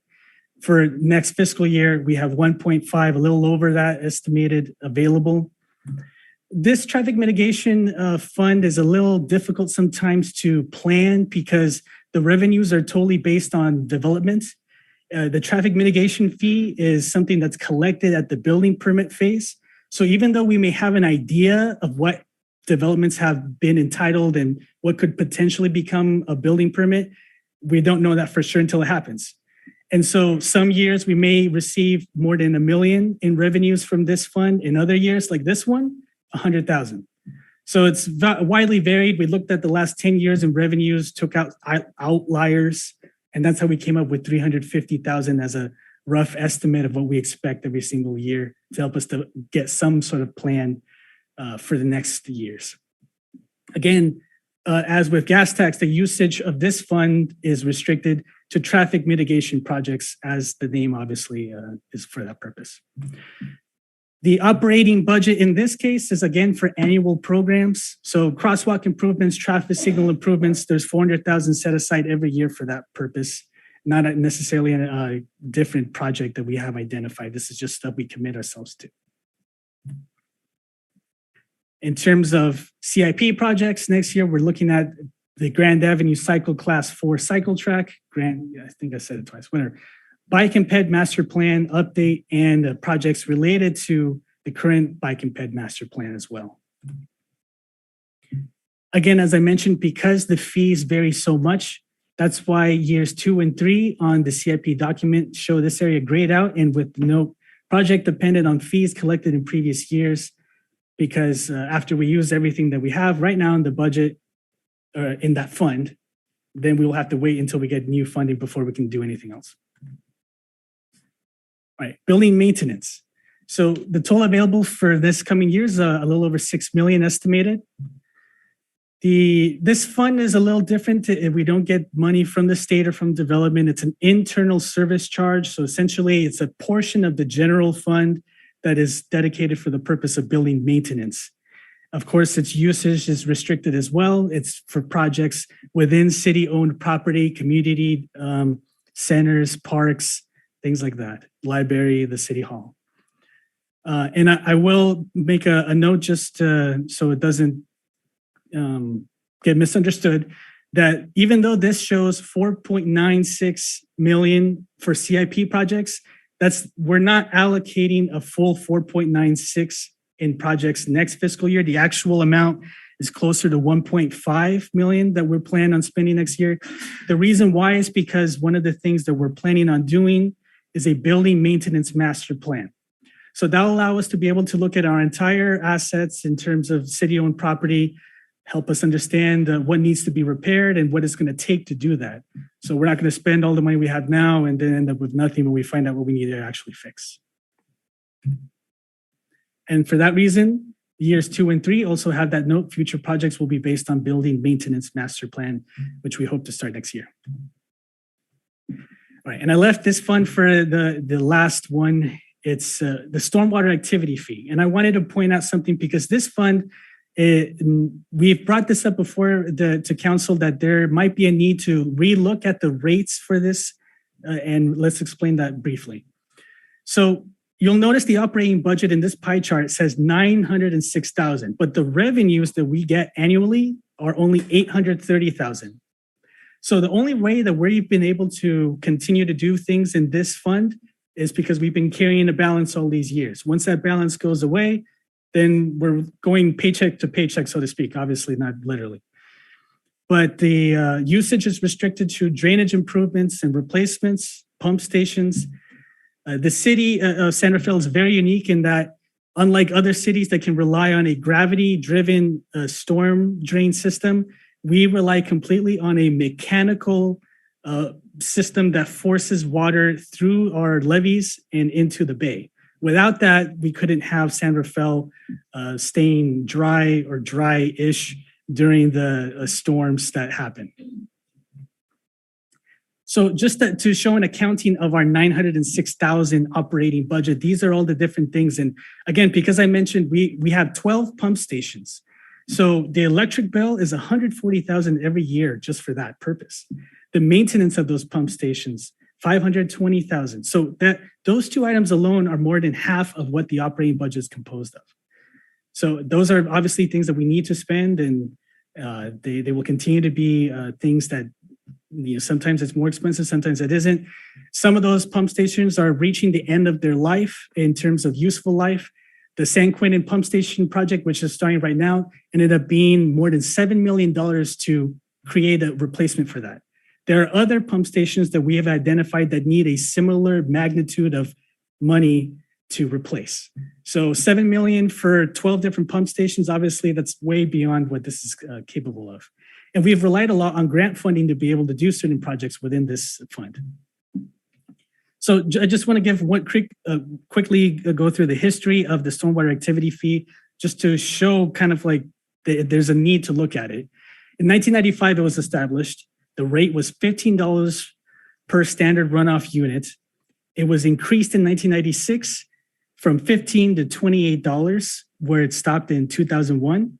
And that's where it has stayed since. So from 2001, it hasn't ever been increased. In 1996, Prop 2018 was passed, which regulated how property taxes could be increased, requiring a 2/3 vote. So meaning that if we have to look at raising this, that's what would likely be required to accomplish that. The initial rates were based on a public works report that showed the total drainage infrastructure costs and what it would take to maintain it. That's how those rates were established initially.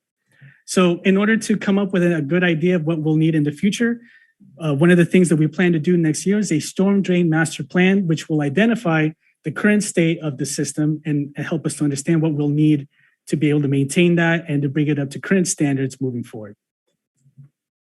Again, for this reason, that's why in the table, it shows that future projects will be based on the storm drain master plan. Okay, that was the capital improvement program presentation. I will now turn it over to Craig for the Measure A work plan. Welcome, Craig. Mayor Kate, right before we go ahead and have Craig speak, could I toggle the interpreters? Oh, sure. Thank you.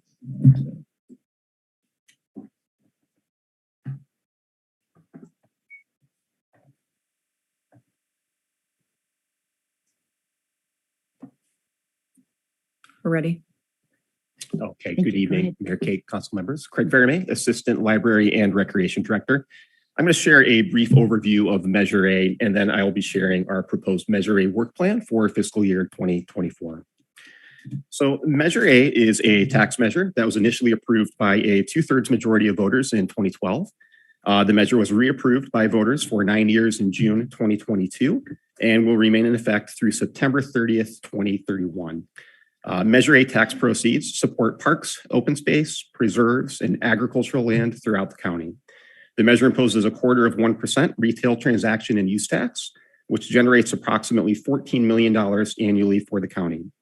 The city of San Rafael receives a portion of that allocation. There are 3 programs that the county administers. We receive funding through the City, Town, and Special District program. For fiscal year 2024, the portion of the allocation that we expect to receive is approximately $550,000. Measure A, it does provide a significant source of funding for the city to improve and enhance our parks and recreation amenities. And since 2013, the city has utilized Measure A funds to support completion of a wide variety of projects, including the Sun Valley basketball court, the recent playground improvements we've heard about a couple times this evening, playgrounds at Albert Park, Victor Jones Park, as well as Bret Hart Park's restroom project. For fiscal year 24, Library and Recreation Department and Department of Public Works, we've worked collaboratively, met several times to talk about different projects that would fit within the city's capital improvement program, as well as be informed by the master plan process that the Citywide Park and Recreation Master Plan that we just recently developed. And we're proposing utilizing the city's Measure A allocation to support 4 different park planning and improvement projects, which were identified by our community as high priorities.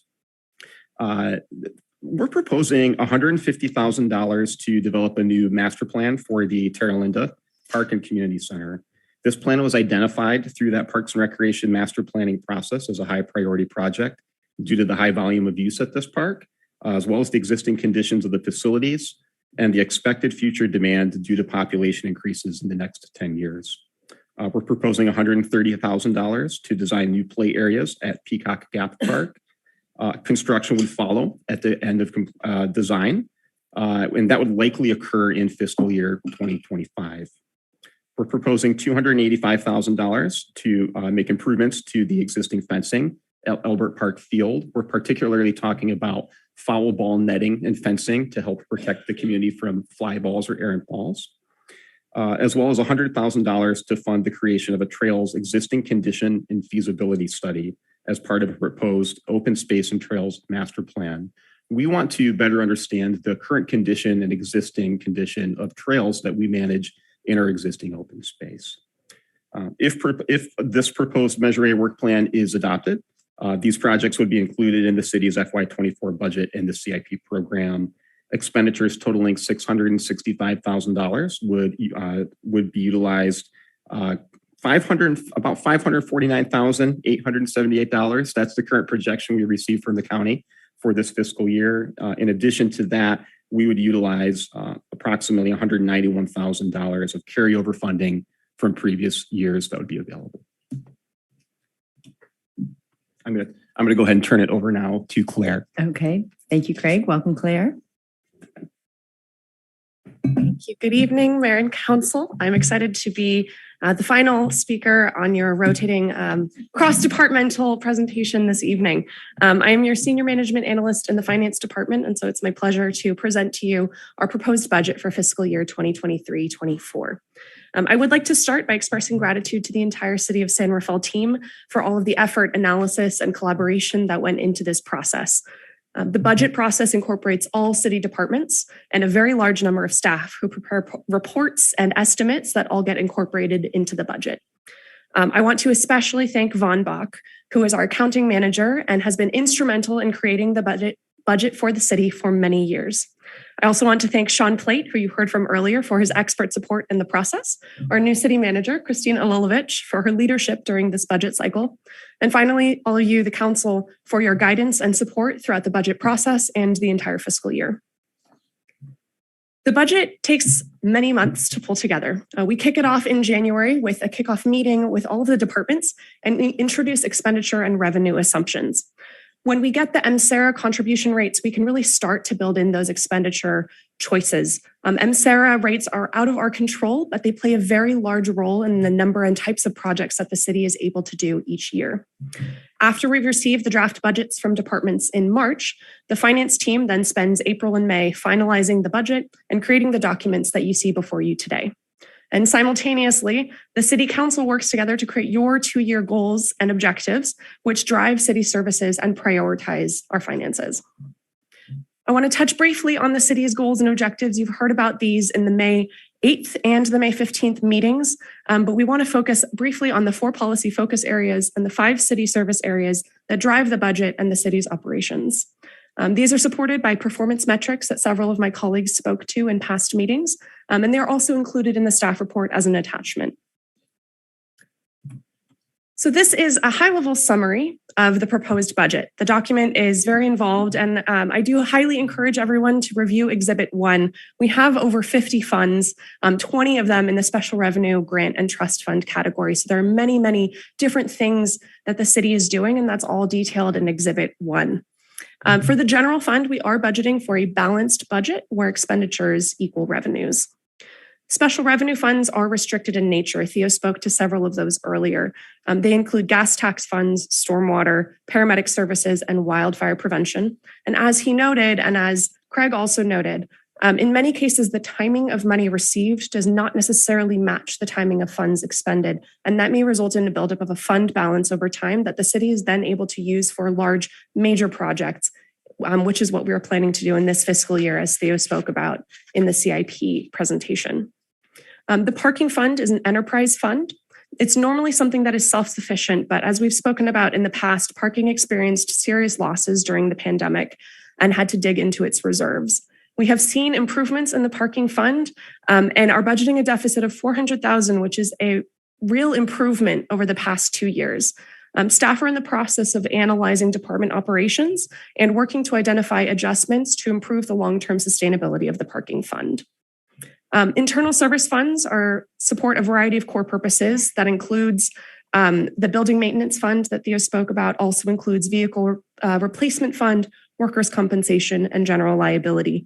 And then essential facilities projects are supported by Measure E revenues from the general fund, which is why you see no sources, because those are included in the general fund item.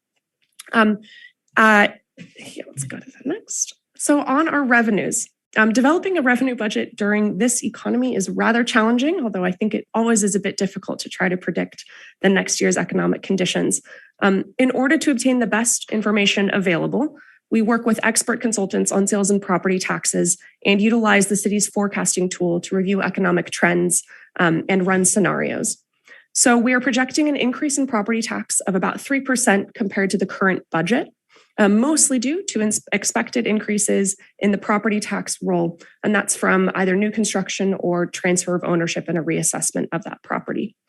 As my colleague Sean noted earlier, we are projecting a small decrease in sales and use taxes of about 4%. That's consistent with the statewide estimates, but that is based on San Rafael's unique economic profile. We work with the city's tax consultant, HDL, to generate those sales tax estimates, and so this is based on their best expert advice. Other revenues are projected to increase by cumulative 2.8% approximately, and that's consistent with trends from prior years. And then at this time, we are not currently budgeting for a true recession. We don't have enough data to know when that will come, but we budget conservatively and carefully so that the city retains the flexibility to adapt to whatever changing conditions may come. We all, of course, will come back to council with any adjustments during the fiscal year as needed, but we are not able at this time to estimate for exactly when that might be. On the expense side, we are expecting a year-over-year increase in expenditures of about 2.7% compared to the current budget.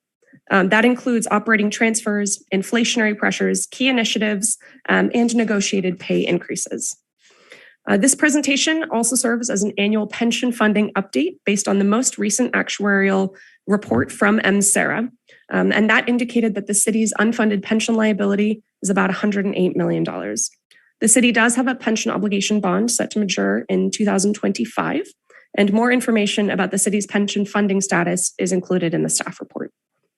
The city did receive COVID-19 relief funds through the American Rescue Plan Act, and we are on track to use those towards the city's key focus areas and infrastructure projects as consistent with council's direction. On the staffing side, staff are not proposing any new full FTEs, full-time equivalents, for the city of San Rafael at this time. There is an increase of 1 FTE above the current approved level for SRSD, San Rafael Sanitation District, who is included in our budget but operates separately and has their staffing approved independently by their board. It's a little confusing because they approve their own budget and their staffing, but they are incorporated into our document as well. The staff report includes detail about some minor staffing changes that do not add additional headcount and also include adjustments to the elected city clerk resolution before you today. Really briefly, we are in adherence with the city's emergency reserve policy of 10%. We are confident in our ability to maintain this moving forward. Want to briefly touch on some other funds. You've already heard this evening about, I mentioned parking, you heard about Measure A, capital improvement funds. I want to briefly mention the Emergency Medical Services Fund is supported by the paramedic tax and by reimbursements from insurance companies.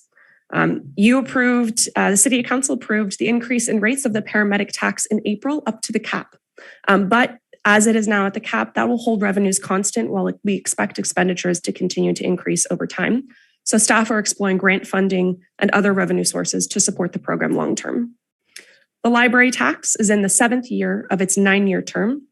Measure D supports a lot of really important library functions, and staff are evaluating revenue options for when the tax reaches its sunset date.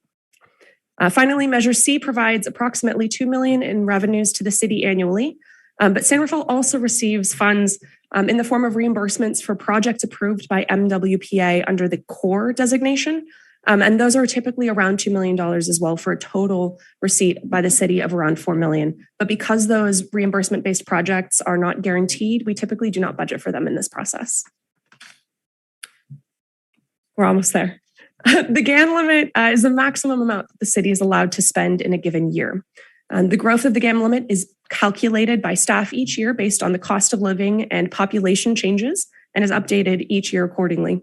The city is well below its current GAN limit by almost $77 million.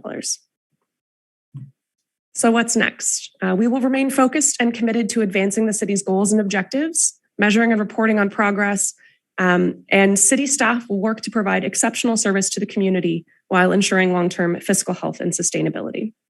The finance team will continue to monitor economic trends and signs of recession, and we will bring any adjustments as needed to the council. So with that, we have a few recommended actions for you today. We recommend you accept the report and resolutions adopting the fiscal year 23-24 budget, the 3-year capital improvement program, the Measure A work plan, and the adjustments to the elected city clerk resolution. Thank you very much for your time this evening, and we're happy to accept questions. Thank you, Claire and Sean and Theo and Craig and Vaughn, who's in the background. Thank you for that. I know we had some questions, I'm sure. I'll start with the Vice Mayor. Yeah, thank you so much. This is so much work and really appreciate everybody involved. And, all the stuff is really nice to see all of you working together for, to come up with this. And so easily explained. So I guess my first one is around personnel. You were mentioning that there are like 424 to 425.76. And so how much vacancy do we have right now? I mean, are we all like hired, or how much more do we have to do around that? I don't have the, is it okay if I respond? Okay. I don't have the vacancy rate offhand right now. I do know that the city has a number of vacancies, and many of them are there. We have some open recruitments, and so I'm happy to get that information and bring it back to you. Okay, great. And I know it's something that a lot of different organizations are facing right now, so I'm just curious to know that. The other one, I was just curious, on the stormwater, there is such a high expense on electrical bills. Any thoughts around solar panels or a source for us to generate our own power? Maybe not tomorrow, but sometime soon. Renewable.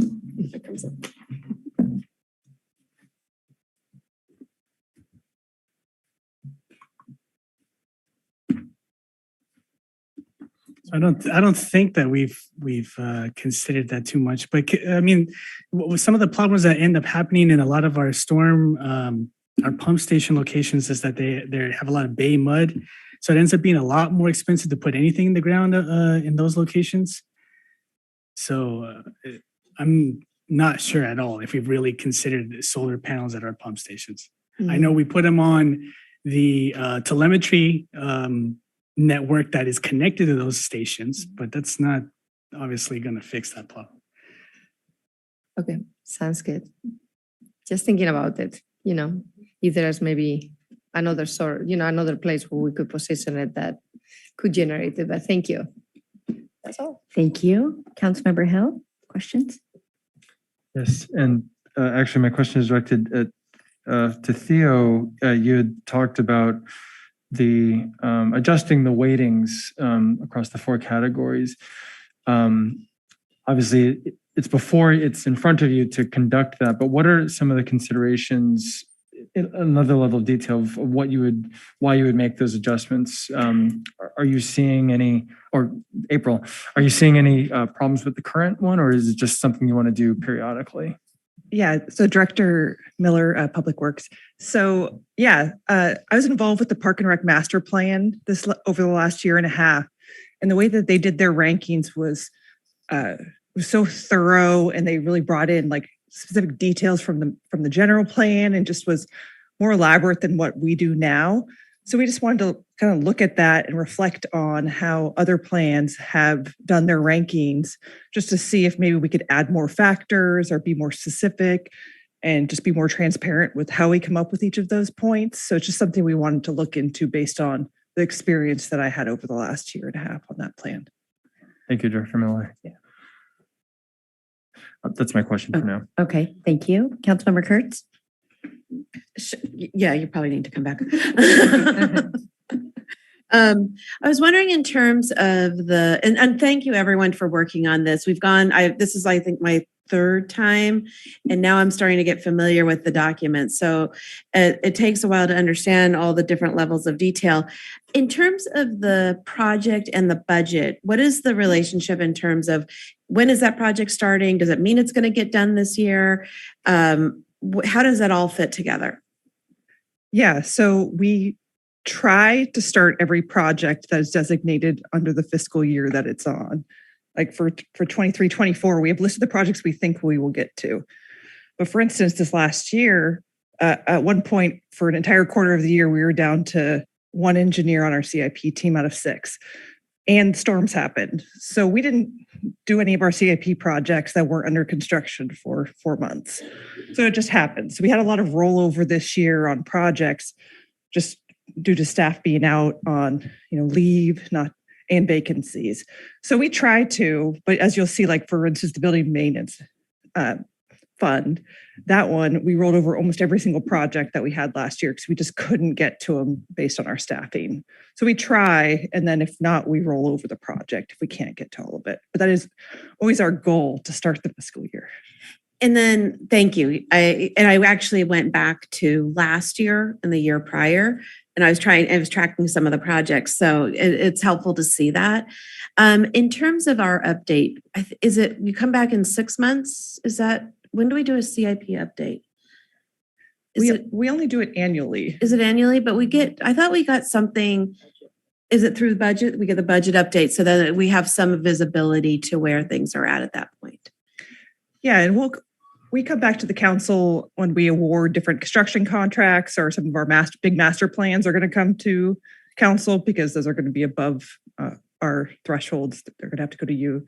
So there'll be updates on different projects that way. Great, thank you. And it's more, well, I'll save my comment later. So, all right, thanks very much. Thank you. Councilmember Bushy, questions? I have a couple of questions in different areas. So I'll start with the narrowest area. The 4% reduction in sales tax that you're presuming, that seems kind of, well, it is negative. It seems very pessimistic. Is it conservatively pessimistic, or is it, well, I guess that's my question. Is it conservatively pessimistic? We believe so. HDL creates long-range forecasts for us, and we update them quarterly based on the receipts that we get. The categories that are the strongest in San Rafael are also some of the ones that they expect to see either a stagnation or a decline in the next couple of years. And those are sometimes categories that have done very well in the last couple of years and then may have a tapering off. But for reasons like supply chain changes in consumer behavior, increases in interest rates, those are all going to have a very large impact on some of the largest sales tax drivers in San Rafael in particular. So we can have a secret hope that a more optimistic. Absolutely. Okay, so that could be a potential source. Okay, great. Thank you. I was hoping that was the answer. Okay, now I want to shift gears and talk about a bigger topic. with some details and some big picture, but I promise you it ends with a compliment. So let's start with the detail. The topic is generally unfunded projects. All of the things that you're funding and all the things that you're doing are awesome and great.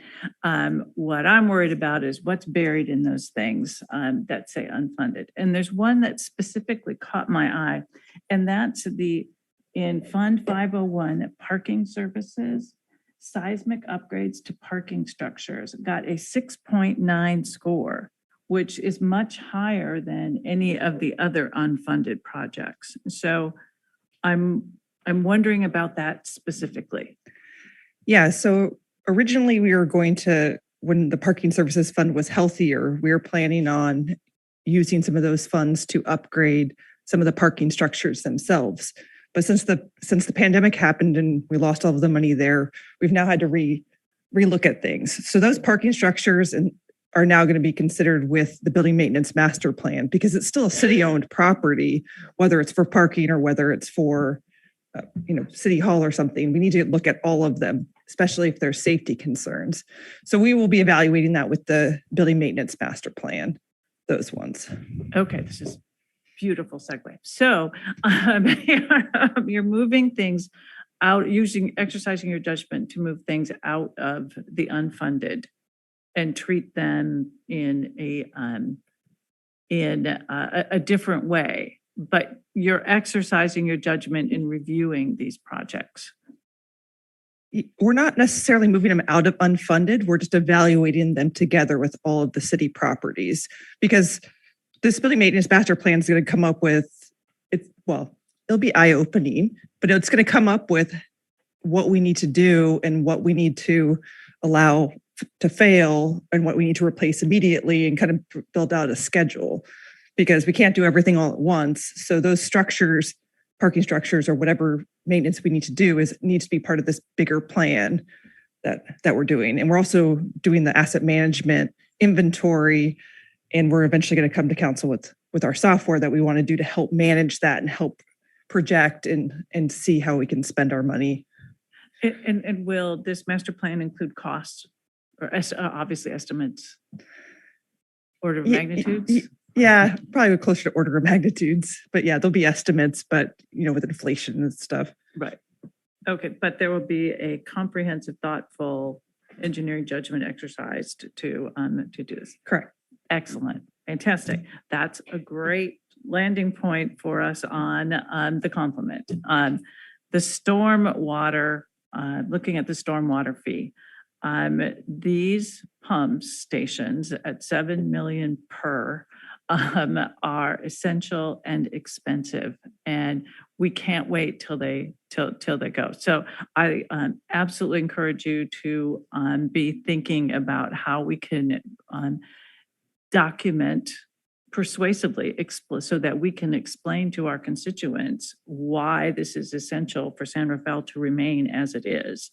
And yes, it's expensive, but so are floods. And so I think that you have a big fan for your stormwater efforts, and when you bring that forward, I'm happy to support it in whatever way would be most helpful to you. So, thank you. Thank you. I just have a few follow-up questions. Might be for Sean. I'm not sure. On the TOT, so we have a new hotel that's going to be open for business in the next couple months. And I know you had said that it was coming back just pandemic travel in general, but is that the new AC Marriott figured into this? Figured into the future budget? Yes, absolutely. Okay. Yes. I just wanted to clarify, because it called out pandemic travel and it didn't necessarily call out that we have a brand new hotel opening up. Yeah. Okay. Yeah. That's great. Thank you. And I'm not sure who this question would be for. We know that the state is having fiscal impacts, and I'm curious what those effects might be on the city. I know you talked about it in the staff report, but I just think it'd be good for the community to hear, because we're all reading about the belt tightening that's happening at the state and actually at the federal level too. Can you speak to that? Maybe it's all in different areas. Yeah, at a very general level, the League of California Cities has a lot of great leadership on advocating for local funding from the state. Based on their advocacy, We are not concerned about losing core funds, but we are also not expecting to get new funding that local governments like San Rafael really need for programs in homelessness and housing in particular. There is not new funding, but there are a lot of demands and mandates. So we are not expecting some funding on unfunded mandates, but we're also not expecting to lose a significant amount at this time. Okay. It's kind of like a could be worse type of answer.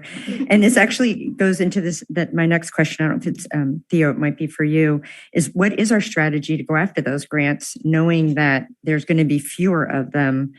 And number two, what was our strategy? And two, does it seem like the state is still requiring matching and federal matching funds as we go forward? Because that also is a strategy. Hi, Director Miller. Hi. Yeah. The grants are definitely getting more competitive. Yeah. We've set ourselves up nicely for certain grants. For instance, we created a couple PDAs, which has allowed us to get several grant projects in this last year. And from what we've heard from the Transportation Authority of Marin and MTC is that that's where funding is going to keep going for transportation. Okay. So in Marin, we're set up nicely because we're the only agency. Well, Marin County has one, but we're the only other agency who has some for transportation funding. We've also set aside some money to do some. It's set aside to help with grants. Okay. And so we have some feasibility studies, some high level to help create some documents so that we can apply for the grants. Because a lot of these grants require some pretty extensive drawings and research and community outreach. And so we've set aside a little bit of money each year to do that for a few of the projects to help us. And then also this year, we've also set aside some money for like projected grant funding. So we've set aside some money for our match. Right. And there's a lot of those in the storm water realm where we've set aside some money in hopes that we don't even know which grants are out there yet, but we know those projects are very high priority. So we're just reserving that money in hopes that we can find one. No, that's great to hear because the match is, I think, starting to become more of a stronger criteria in terms of our competition in those. Fantastic. And then the last one is also kind of a macro. It's exciting to hear about the drainage master plan. If nothing else, we can see where we need to put resources. So how will that effort coincide or how will it integrate with the efforts that MMWD is doing in order to upgrade their plans? I'm just curious about how that interagency, if we're doing our own, we're going to get that information. And maybe we just get it and then we talk to them, but the other agencies that have things below our streets, PG&E's one, San Rafael San is another. Yeah, for the most part, we're all doing our plans independently because it's our own infrastructure. But where we do coordinate more is when we're doing our pavement management program every year. And so sometimes when somebody else has a project that they're doing on a road that we were already planning on paving or doing a slurry seal soon, we'll combine with them and they'll share the costs. That happened last year when we did Woodland Avenue. It was probably going to be 4 years out, but since the sewer district was going in and replacing their infrastructure and they were willing to pay a certain percentage of the trench, it saved the city money. So we came in and we did that sooner than we had expected. So that's kind of more of where we're coordinating. We've been doing that a lot with MMWD too. They have a bunch of projects that are around near downtown that they're working on. So we've been kind of redirecting some of our pavement money to combine with them. And so you feel that current kind of organic structure is working well enough? It is. Everybody is so far. Okay. The agencies are very happy to work with us, especially because if we happen to go in before them, then it costs them a significant amount of money to come in afterwards. So we're trying to plan ahead 3 years out, so we kind of have an idea of where everybody is, so that we can try not to tear up the road after we. Yeah, no, that's helpful. And I think by having the master plan, we can probably do that even better because we'll be able to show the other agencies what our priorities are. Okay, well, those are all the questions I have for now. So thank you. I will open it up to the public for questions and additional comments before coming back to the council for final comments. So if anyone in the chambers would like to comment on these 4 items, now is your time. Hello, Ms. Powers. Good evening. I'm Kate Powers. I'm here as a member of the Tree Group, a group of San Rafael stakeholders that share experiences or concerns over the removal or improper maintenance or disturbance of trees. Out of our shared concerns, we've come together to support the city's completion of a city tree ordinance and implementation of the tree policies and programs in the general plan that protect San Rafael's trees, those that have been part of the historic landscape on which the city has been built, but also current trees and trees that will provide benefits for future generations.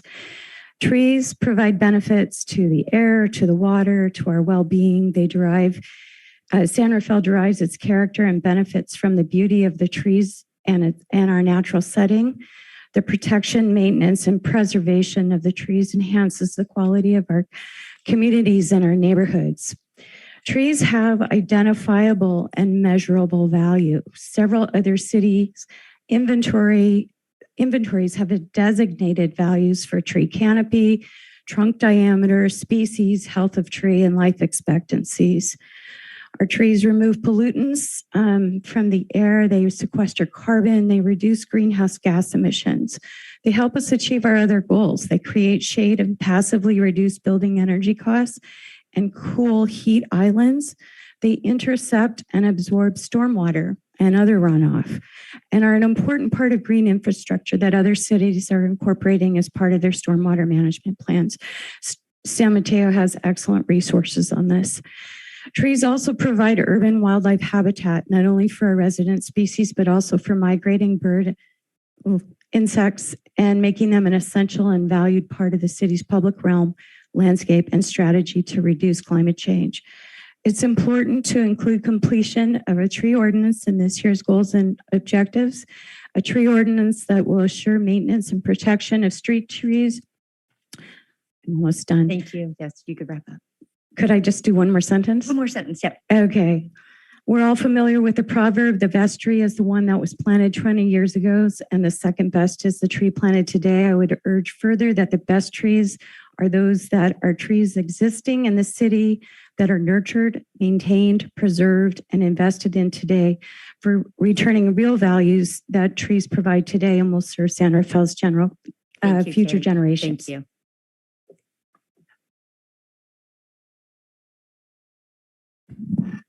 Good evening, Council. I'm Bill Carney with Sustainable San Rafael. I'm also a member of the San Rafael Tree Group.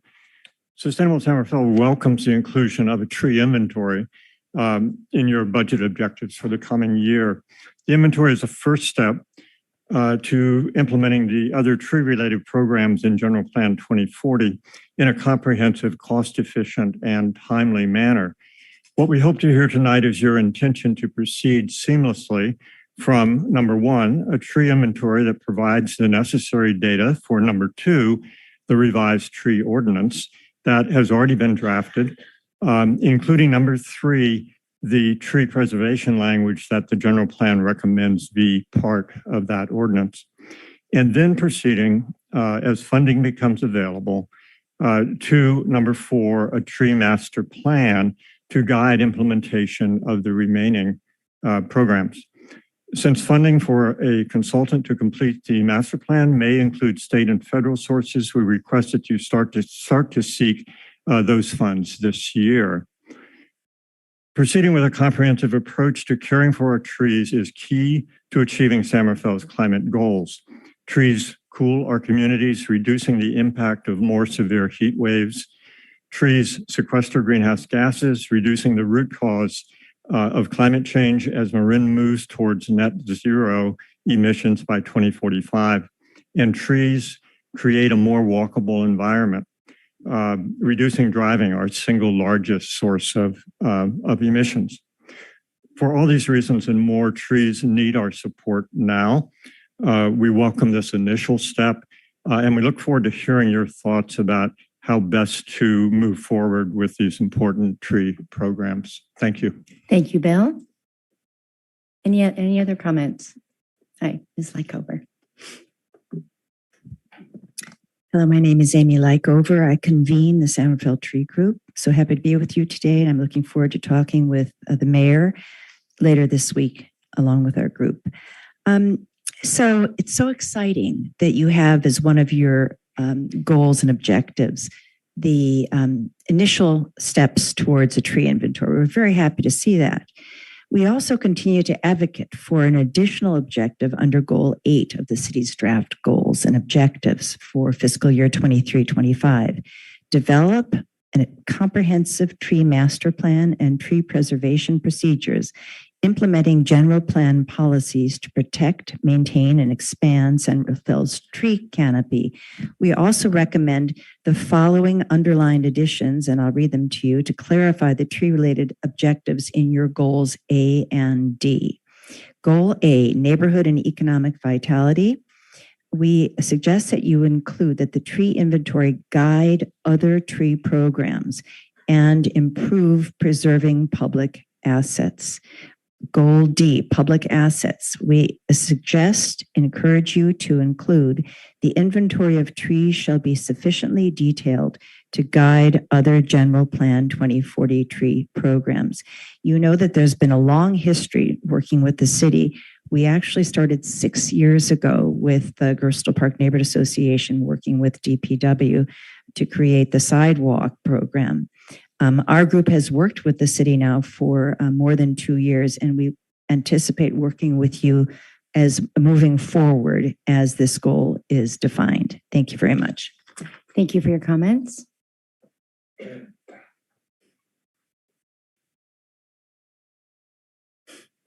Madam Mayor, members of the council, my name is Jack Robertson. I live on Riviera Drive and also a former planning commissioner and design review board member. And so it's great to see all the activity and everything that's planned in the city. And I have one request, and that is I really respectfully asking that the Riviera Drive resurfacing project get moved up into ideally this year's work plan in the CIP, or certainly by next year's. I've lived on Riviera Drive for 24 years, and I've just been watching it crumble more each year. And it's become a real hazard. I ride my bike a lot down the street. There's a bunch of new families there with kids that ride their bikes around. And it's really dangerous with all the deep crevices that are up and down the street. And if you catch your tire in there, it's happened to me more than once, you could easily fall and just like kind of catch a ski in the snow. And when there's cars bearing down on you and you're trying to navigate around those big holes in the ground, it's really treacherous. And I'm, more concerned about kids there than myself. But I'm a little discouraged by it's been on the list for a long time, and it just seems like a lot of new policies and priorities keep leapfrogging over it. And so it's a little frustrating from that respect. I know there's a lot of demands and finite resources, but this is one that's been on the list for a long time. And just looking at the CIP, it's, the next 3 years, there's no funding for it at all. So temporary fixes don't work. A few years ago, somebody came out with the hose and filled with a bunch of gunk, all the gaps. That's all completely gone and just as bad as it was before. And it makes the street look really ugly anyway. So I know there's some additional storm drainage problems associated with the road resurfacing. But it sounds like from the gas tax description, that's exactly what the gas tax is used for, storm drains and resurfacing. So really hoping that this could get a closer look and higher priority. I don't really understand the scoring system. I know it's ranking kind of low. Thank you, Jack. We'll have Director Miller respond at the end. Thank you. Yeah, thank you. Hi, my name is Tom Harrison. I live in East San Rafael in the Canal area, and following up on Amy's and Bill's comments about tree inventories. About 2 years ago, I did a canal tree inventory. I mapped and measured all 211 street trees. Those are trees in the public right of way in the canal. I looked at the location, the address, are they in a planting strip, a median, their botanical and common name, and their condition. One of the things about getting a tree inventory is there are often funds from the state of California to help with street trees, but you have to have a tree inventory plan first. And we'd like to see data standards that have the address, a tree number, work with DPW on getting the kind of standards you need. What kind of data input do you want from digital devices or written? The kind of software that you're going to use if for mobile devices. What kind of data output would you like? KML, KMZ, CSV, shape files, text files. So we know we all can work together. And will it be done by city employees and or volunteers? Because the tree group, I'm sure, will be help doing this. And the other last thing is data access. Do you only want it for internal city use, or do you want to put up on a public website as a Google map or an ArcGIS? Anyway, thank you so much. Thank you. Thank you, Tom. Anyone else have comments on this item in the chambers? Not seen anyone. Anyone virtually like to comment? I do see one hand raised, and I'll just remind everyone you can use the raise hand feature, or if you're calling in, you can press *9.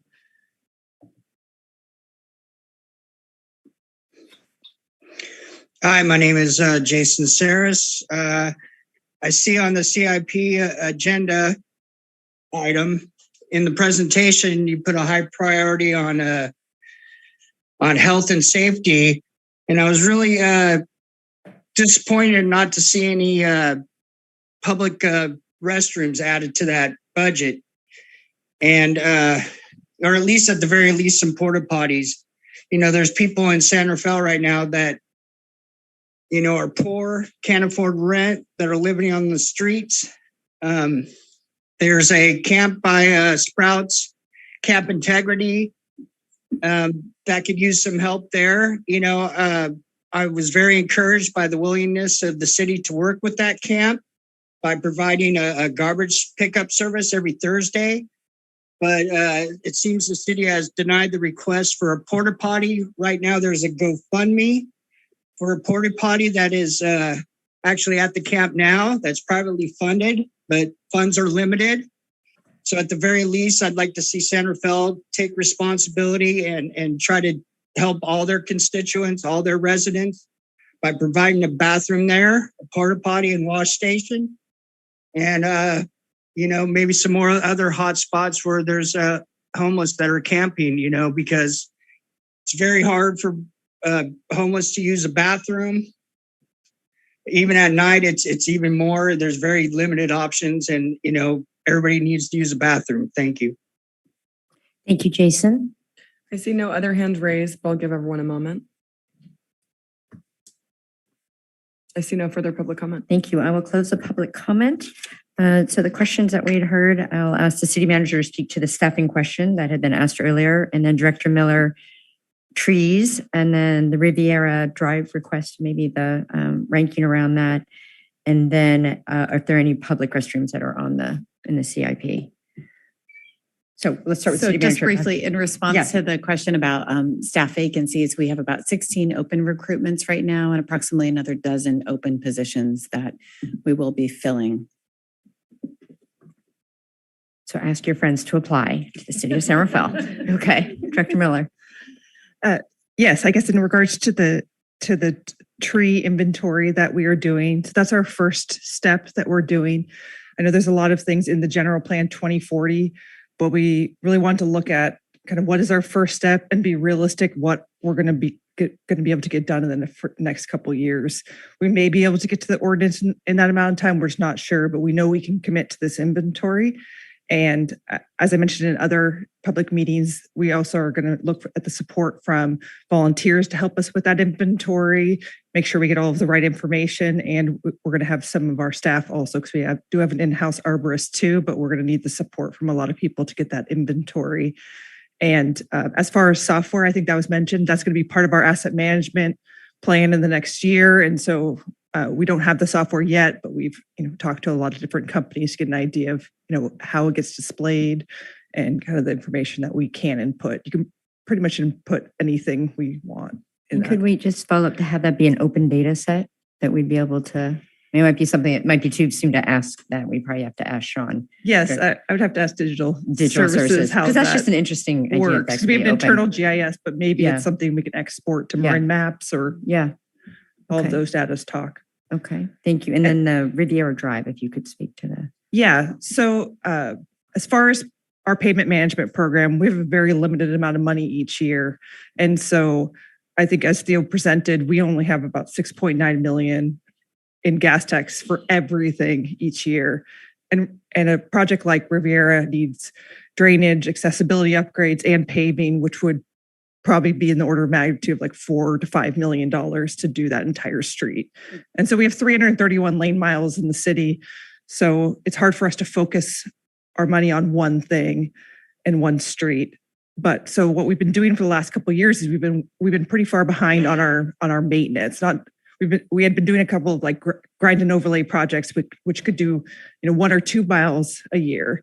So we've changed our focus to do more maintenance, like a slurry seal or a micro surface.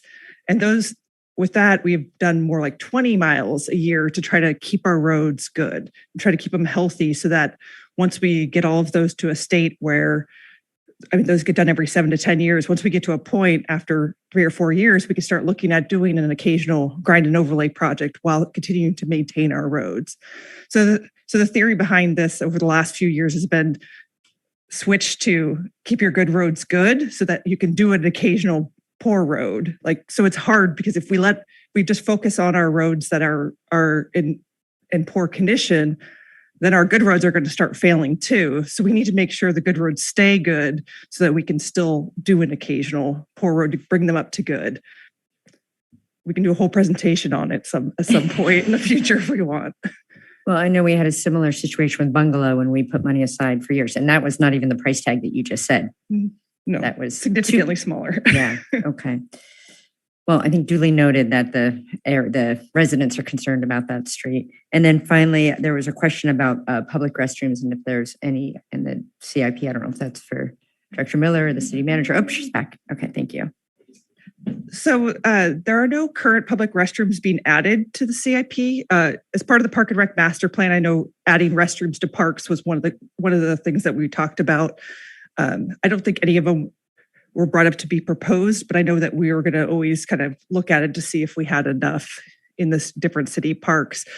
We did last year, or I guess around 1 year ago, we did install the new restroom at Albert Park, which I think was 4 new restrooms, but currently we don't have any new ones planned to be installed. Thank you. And I'll bring it back now to the council for additional questions or comments, and I'll start with the Vice Mayor. Yeah, I don't really have any more questions. I think, again, I really appreciate everybody for putting the budget together.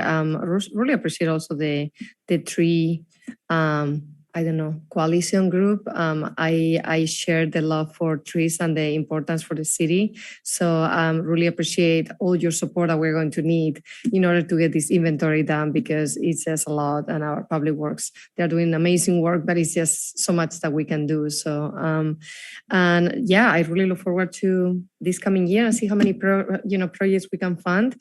Happy to, amplify the voice around vacancies. So let us know how we can help. Thank you. Thank you. Councilmember Hill. Thank you, Mayor. Thank you all staff this evening. I wrote down so I don't have to try to do it from memory, but thank you, Sean, Theo, Craig, Claire, and Director Miller, among all other staff who showed up to make sure that we could have a comprehensive presentation tonight. A couple of takeaways. I am very concerned about our pump system. I am looking forward to understanding the magnitude of that. Obviously, knowing the magnitude is going to help us understand what kind of grant funding we can seek, make a case to the community to fund it. We need to find a way forward because it's invisible until it's not, and then it can be catastrophic. I want to acknowledge Public Works that does a lot of very heroic efforts, especially during the last storm season, to keep those pumps running. They do not function automatically. A lot of them are not on the telemetry and SCADA system that require people to actually go out in the elements and turn valves manually to keep things balanced. They're not working automatically, many of them. So anyway, I'm looking forward to that becoming at least an understood amount of risk so we can actually get it addressed. I also wanted to comment and address the tree group. I stand as a person with you that I want our trees to be protected, considered not, we use the word asset, and I think that is the right word technically, but it is something that we treasure and cherish. I think that this first step to understand our inventory, the quality of the trees, the types of trees, and their age is going to be very important for us to be able to come up with policies that are going to A, make sense, and B, that we can actually sustain and fund. Again, we need to understand that level of the funding to make it work. I'm just very grateful to staff to come together every year to do this exercise, help us understand where we are and where we're going with respect to what we can afford, and make sure the community is aware of what we're doing. So thank you again. Thank you. Councilmember Bushy.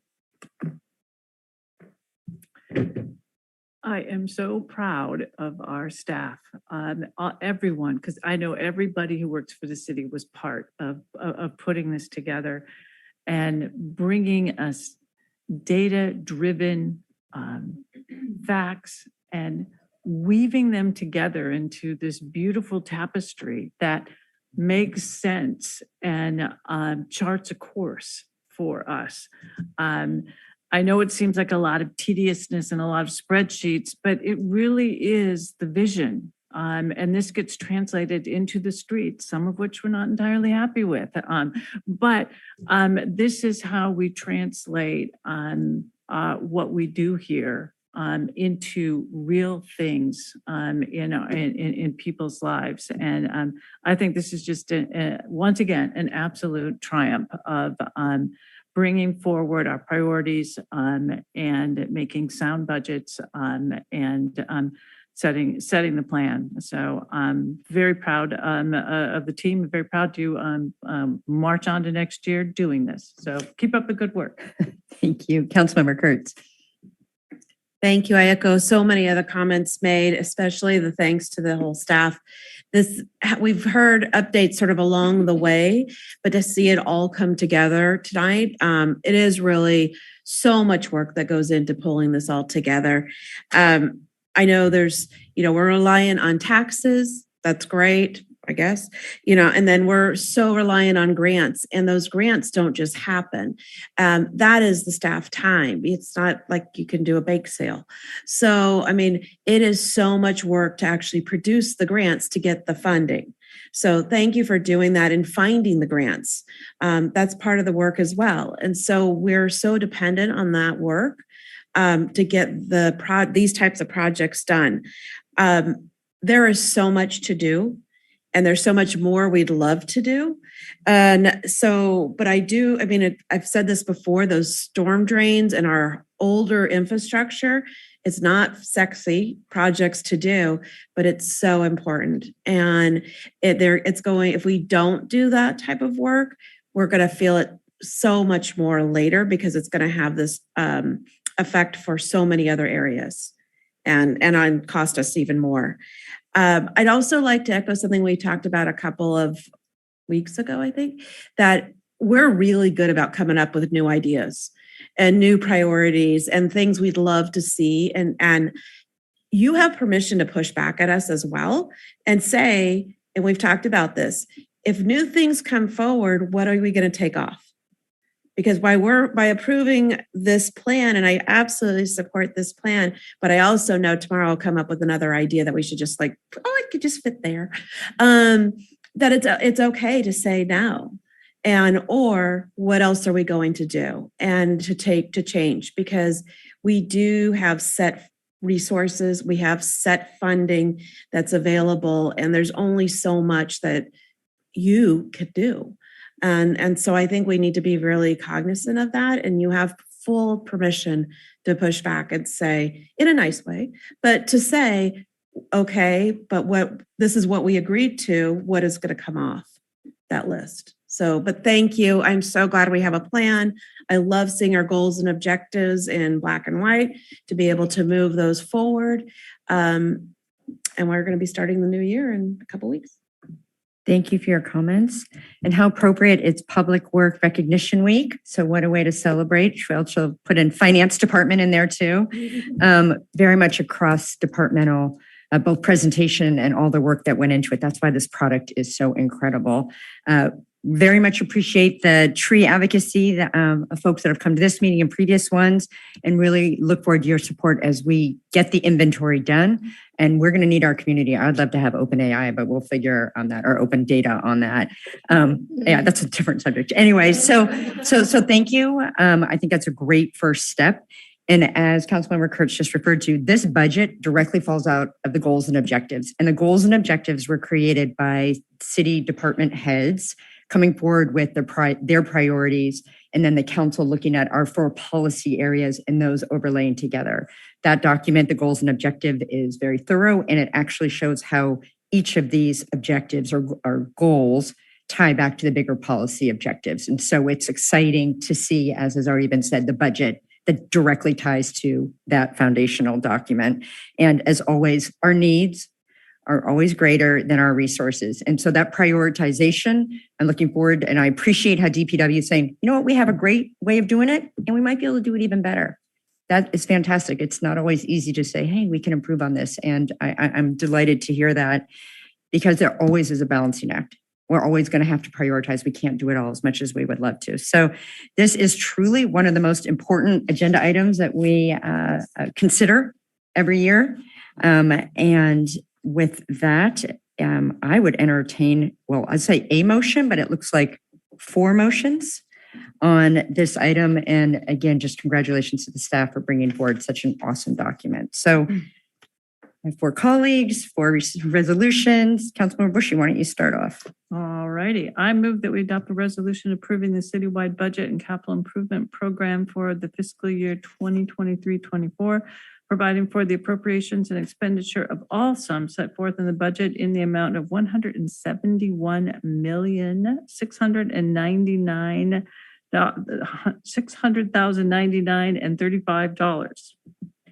I'll second. Moved and seconded. Roll call, please. Councilmember Bushy. Aye. Councilmember Hill. Aye. Councilmember Kurtz. Aye. Vice Mayor Yadens-Glady. Aye. Mayor Kate. Aye, that motion carries 5-0. Vice Mayor? Okay, I'll make a motion to approve a resolution approving the Measure A work plan for proposed expenditure of Measure A funds for fiscal year 2023-2024. Thank you. A second. Moved and seconded. Roll call, please. Councilmember Bushy. Aye. Councilmember Hill. Aye. Councilmember Kurtz. Aye. Vice Mayor Yadens-Glady. Aye. Mayor Kate. Aye, that motion carries 5-0. I move that we adopt a resolution approving fiscal year 2023 through 2024 GAN appropriations limit at $179,385,992. Second. Moved and seconded. Roll call, please. Councilmember Bushy. Aye. Councilmember Hill. Aye. Councilmember Kurtz. Aye. Vice Mayor Yadens-Glady. Aye. Mayor Kate. Aye, that motion carries 5-0. And last one. Make a recommendation to adopt resolution amending resolution 14956, establishing the compensation for the elected city clerk effective July 1st, 2023. And I'll second, also adding to see if you can add my name to the resolution. Yes. Thank you. That the roll call that's currently on the resolution was a typo and will not be in there. Sounds good. Okay, moved. Is there a second? Did you second, Vice Mayor? I did. Okay, Sorry. moved and seconded. Roll call, please.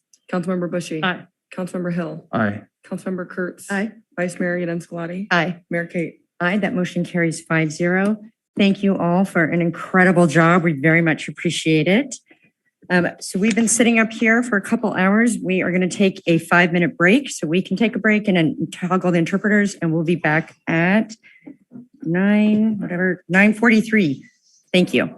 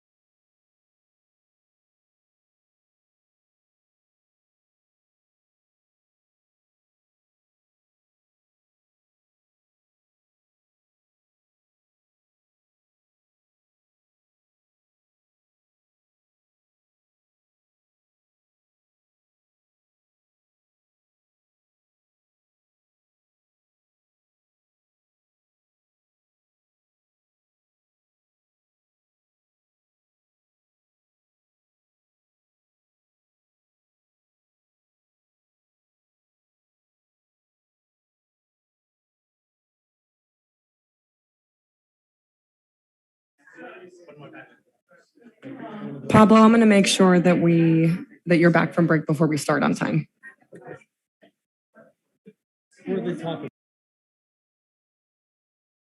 Thank you all for, 9:43, exactly 5 minutes, or 6 minutes.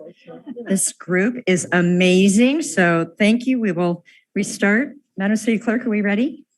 Okay, the next and final item on our agenda this evening is the Police Advisory and Accountability Committee. And I see that Chief Spiller has joined us. Welcome, Chief. Good evening, Mayor Kay, members of the City Council. I think our City Manager is going to.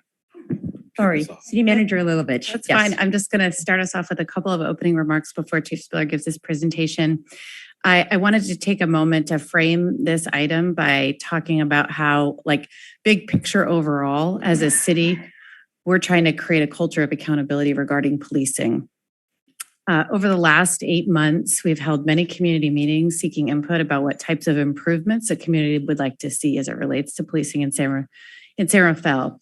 In response to that feedback, we have numerous initiatives that we're working on. Chief Spiller is going to talk in more detail in a few minutes about the first steps toward building and strengthening community trust by setting up a formal public committee to address police accountability and transparency. That's just one thing under the umbrella of a culture of accountability that we're working on. We're also planning to hire an independent auditor who will review the police department's administrative investigations as well as their policies and procedures. This auditor will provide feedback for improvement, and that feedback will be made public through the proposed committee. The police department is already doing an amazing job with outreach with the community, and there is more we can do, and we're planning to do to expand these efforts. For example, holding Knowing Your Rights workshop is just one example. I think Chief Spiller is going to offer some additional examples, and those are specific things that we heard the community ask for and said it was really important to them. I also wanted to introduce Francine Tourneur, who's our police accountability consultant, who's in the front row. And she's been advising us on best practices for police accountability and on our community engagement efforts related to policing. I think she's going to offer a few remarks after Chief Spiller's presentation. So turn it over to you, Chief. Perfect. Thank you, Madam City Manager. And again, congratulations on your oath this evening. Again, good evening, Mayor Kate, members of the City Council. So during this past year, city leadership has hosted several community meetings seeking feedback, really seeking to hear from our community on how they're feeling about policing in San Rafael.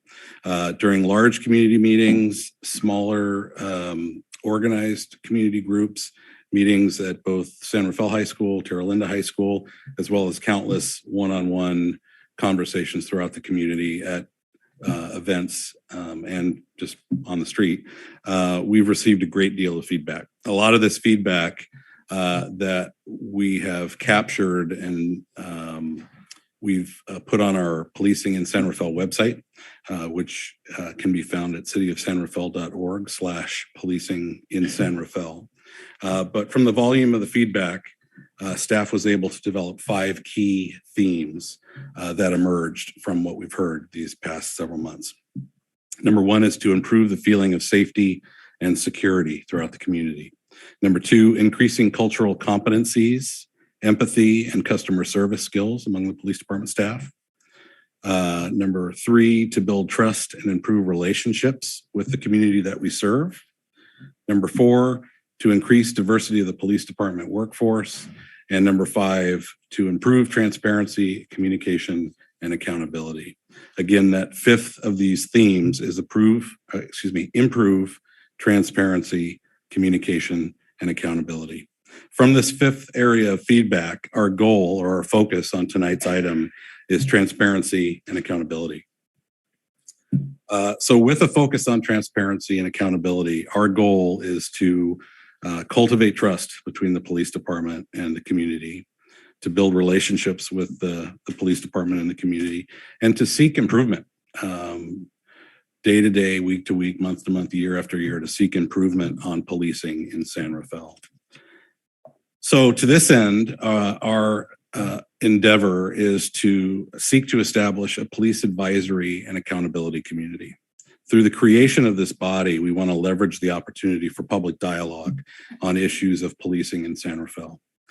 These would be public meetings, publicly noticed meetings with agendized topics and items of discussions, and of course, minutes and actions properly memorialized for public access. Public access. The role or the three role areas of this body, the Police Advisory and Accountability Committee, number one is to act as a sounding board for the city council, for the city manager, as well as for the police chief regarding community needs and concerns as it relates to policing. Number two, to make recommendations to the city council regarding police policy, police procedures, and police practices. And number three is to report, at least annually, directly to the council on activities of the committee and the police department's effort to strengthen police-community relations. So oversight or accountability varies a lot from organization to organization throughout the state, throughout the country. Our goal, our pursuit in this is to build what's right for San Rafael. There was reference earlier to the 1185 committee or AB 1185.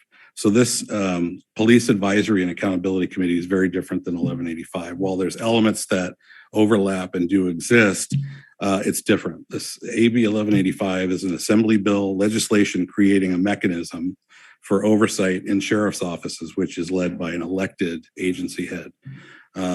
Assembly bill versus local control, clearly different, but as your at-will police chief, my role is very different than that of a sheriff. I serve at your pleasure and the pleasure of the city manager, which is not the same as what an elected agency head enjoys.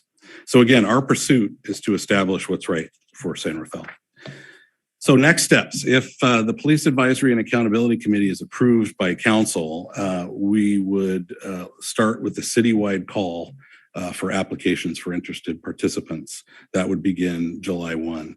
This would be a community-wide outreach, a coordinated effort to inform the community on this endeavor, what we're seeking to do, and to market the opportunity to those that would be interested. Number two, interested candidates would then be interviewed by the full council, probably around September of this year. And our goal would be to facilitate the first meeting of the newly formed Police Advisory and Accountability Committee by the fall of 23. So the Police Advisory and Accountability Committee would be represented by 7 committee members, 4 which would represent each of the council districts, 2 at-large members, and 1 ideally a youth member in the demographic from 17 to 26 years old. The Police Advisory and Accountability Committee members should really reflect the diverse backgrounds and be reflective of our San Rafael community. Interested candidates with lived experience, particularly with law enforcement interactions locally, are strongly encouraged to apply and should be considered. So the Police Advisory and Accountability Committee would adhere to the San Rafael boards, commissions, and committee rules and procedures that the council adopted just this past March. The Police Advisory and Accountability Committee scope and bylaws would be developed. City staff would continue to work collaboratively with the community. In fact, staff looks forward to co-creating the bylaws and the final framework of the Police Advisory and Accountability Committee. We will return to council for consideration and adoption after the completed bylaws for the PAC are completed. As it relates to fiscal impact, staff does anticipate financial impact as a result of standing up Police Advisory and Accountability Committee. However, all of the costs anticipated at this point can be operated and absorbed out of our general fund budget, including any potential consultants that would be needed to support the PAC. I would add that staff has considered creating a stipend for members of the committee that are selected. We have considered a $50 stipend for each meeting and or training that committee members participate in. But again, that would be reflected in the final bylaws for the PAC. So staff's recommendation would be for the council to adopt a resolution establishing the Police Advisory and Accountability Committee and direct staff to facilitate a citywide call for applications.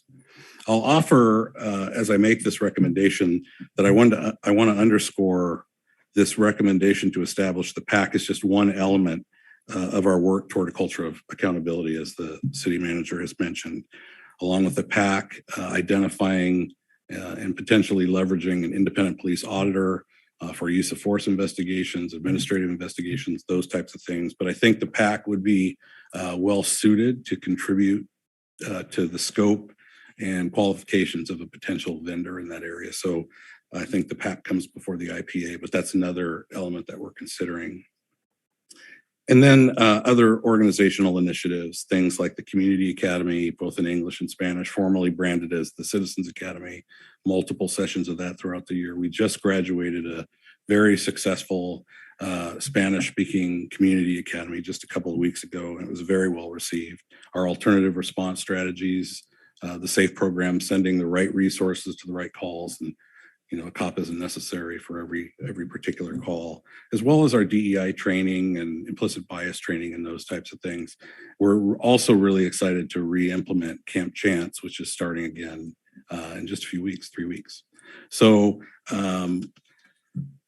with that, I will invite our consultant to offer some perspective, Madam Mayor, if you'll indulge. Yes, welcome, Francine. Thank you. Good evening, Mayor, Council, members of the community. Francine Tornor, I am the consultant to the City Manager's Office and the Police Department on issues related to public safety accountability, as well as transparency and community engagement. I am a 17-year practitioner of oversight, and I do offer my services to not only deal with particular issues when it comes to the police department, but as well as the community. So my current role is Inspector General for the County of Sacramento. Prior to that, I was the Director of Public Safety Oversight for the City of Sacramento, which specifically received, audited, monitored, as well as investigated complaints against the police and fire departments, as well as monitored and got involved with any critical incidents and rollouts thereof of that city. So I'm just here to offer my support to the police department, to the newly appointed, congratulations, city manager, as well as council and the community. So if there's any questions, I'll be available to answer those. Thank you for being here and all the support you've been giving us and the community. Thank you for having me. Thank you.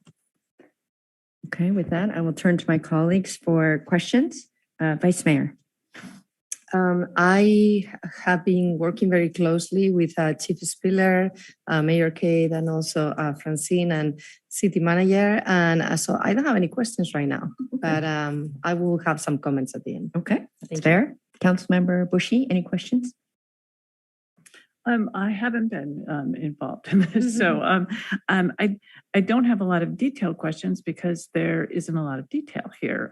So I'm a little nervous about that lack of detail.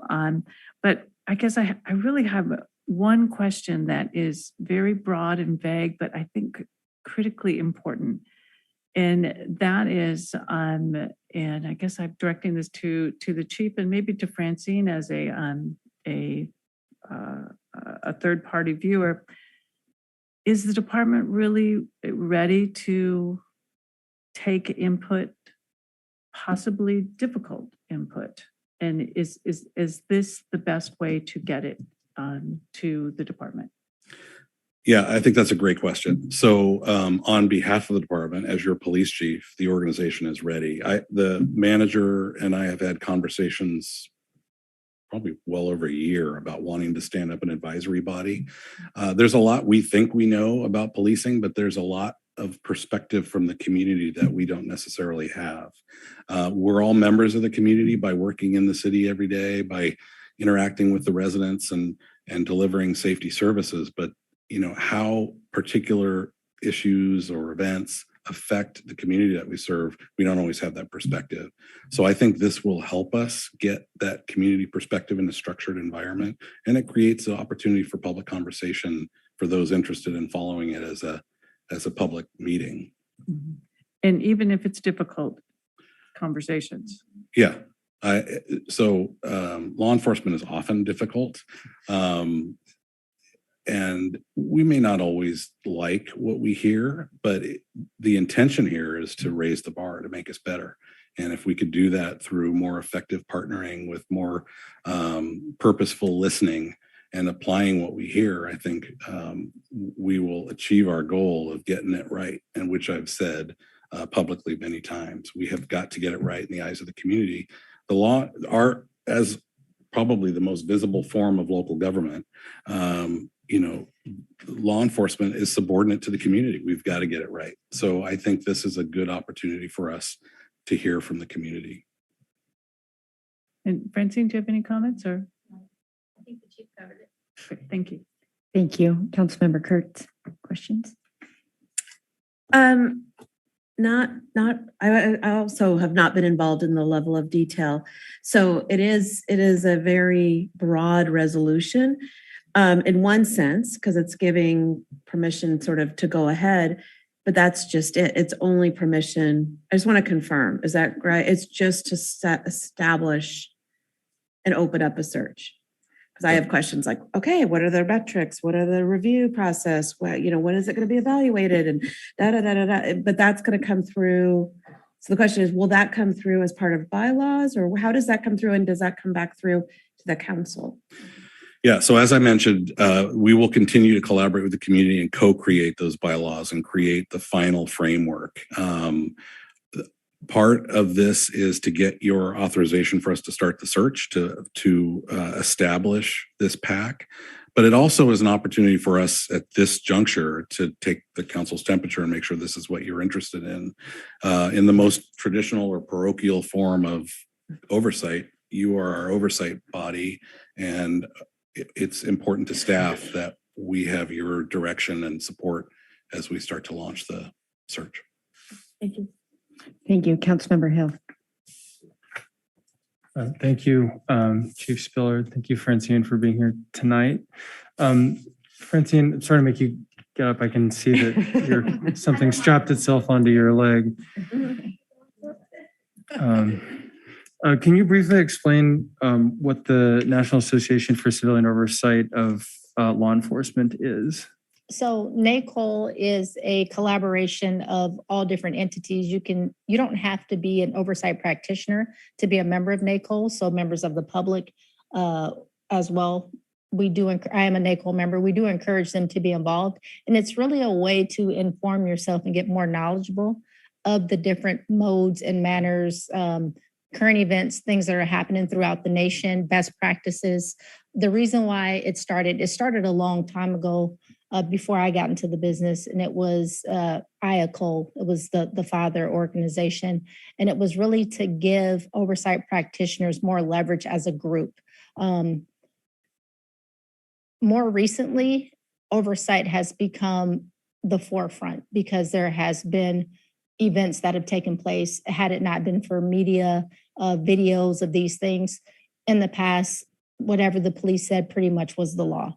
And it was the officer's word against the community. And there wasn't a lot of leverage given to the community members' side of the story. So to have this independent factor, it gives more credibility, if you will, to the side of the community. So that's what oversight does in a big overarching picture. It's the eyes, the ears, and the voice of the people who may not have one on the platform that's equal, if you will, to the police department. There is no one size fits all, which is why you have a broad, open, like it was mentioned, agenda item right now, because this specific community in San Rafael is different to any other one. And it's important that you start something, get it going, and then continue to engage the community to try and get it right as best you can. And I just want to reiterate, it will be what's right for right now. As time changes and as things go along, you'll have to readjust as well, because it's never going to be perfect. There is no perfect version of oversight. What's most important is access. It's also communication, transparency, some of the things that you should see with this, and the involvement with the police department, which has been good. thus far, and we'll just continue to build on it to make sure we're doing what's best for the community, because in fact, the community knows what's best for them. Thank you. I hope that answered it. Yes, thank you. You asked me one question I about do. Nicole, and I really went on a tangent about 15 No, other things. that was all helpful context. I have an additional question. If you could remain there, I'm sorry to make you continue to Oh, stand. no, it's fine. I have recollection in my engagement with civilian oversight leadership in other jurisdictions that there are, when communities will stand up civilian oversight, there are, I recall that that some do not work for the community. Can you describe where maybe expectations fell short, or what are there things that we're doing that might be different from when civilian oversight is not operating the way that the community expects it to? So typically when something like civilian oversight is stood up, there is a precipitating event, which is much like what we're dealing with now.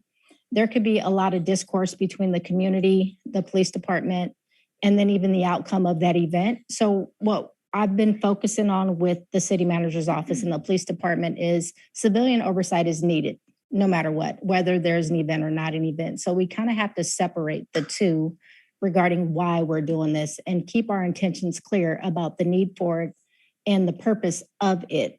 There should be layers. The reason why some of the civilian oversight agencies don't work is because there's an expectation of certain things that the community would like to be involved with, but there are certain laws that do not allow for that access. So my recommendation is always to have layers. And the chief mentioned it earlier. If you talk about the PAC, that will be the part that represents the community, hears from the community, is made up of the community, but it's a lot harder for civilian community members to get intimately involved with administrative investigations. When they do have that authority, they have to be held in closed session typically because of PC 832.7, which still doesn't give you the clarity that you're hoping to get with this involvement, if you will, if that makes sense. So to have an independent auditor that gets involved with these administrative investigations and then to go back and work with the PAC to get that information out to the level that they can express it, you kind of cover both things. Thank you. You're welcome. I'm going to direct my next question to the chief. If you want.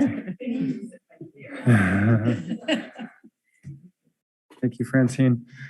Chief Spiller, can you elaborate a little further on what the establishment of bylaw, what that process might look like? And I understand there is need for there's a desire for flexibility, but could you maybe give us one more layer of detail on the overall process to establish bylaws? I think to directly answer your question, it would be centered on meetings, intervals of meetings, formation of or election of the chair, co-chair, all of those types of things, identification of the stipend and whether the city can support that, and capturing all of that.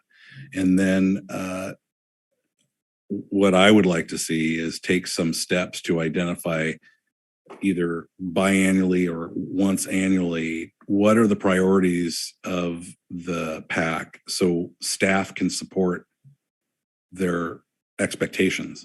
If the PAC meets monthly and every month they're going to point at 7 different things they want to talk about the next month, that's going to kill us staff wise. So I think creating some format of how we can identify what the PAC is interested in learning, what the PAC is interested in reviewing and providing feedback for, I think that will create the best of success and efficiency. So those are elements that I would see being captured in the bylaws. And I think I'll turn it to the city manager now. I'll just elaborate on what Chief Spiller said. I think there's a process for establishing the bylaws, which is a administrative legal requirement that we have to be really clear and transparent about what the scope of duties of the committee would be. And I think what Chief Spiller is talking about, so that there's a certain level of detail that goes into that document that will return to the City Council for adoption. That has to be done formally. So we would be bringing that back after a series of meetings and more input, trying to flesh out those details. And then there's also this kind of co-creation process of the specific work plan that the PAC members, once the committee is formed, we would be wanting to have that dialogue and that co-creation process with them to really kind of help inform what does that work look like for the year. So there's kind of a couple of different levels of opportunity for collaboration with the community and the future committee members. Thank you.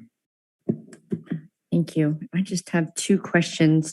I was thinking about the timing that you gave in terms of opening up the application and then interviews in September.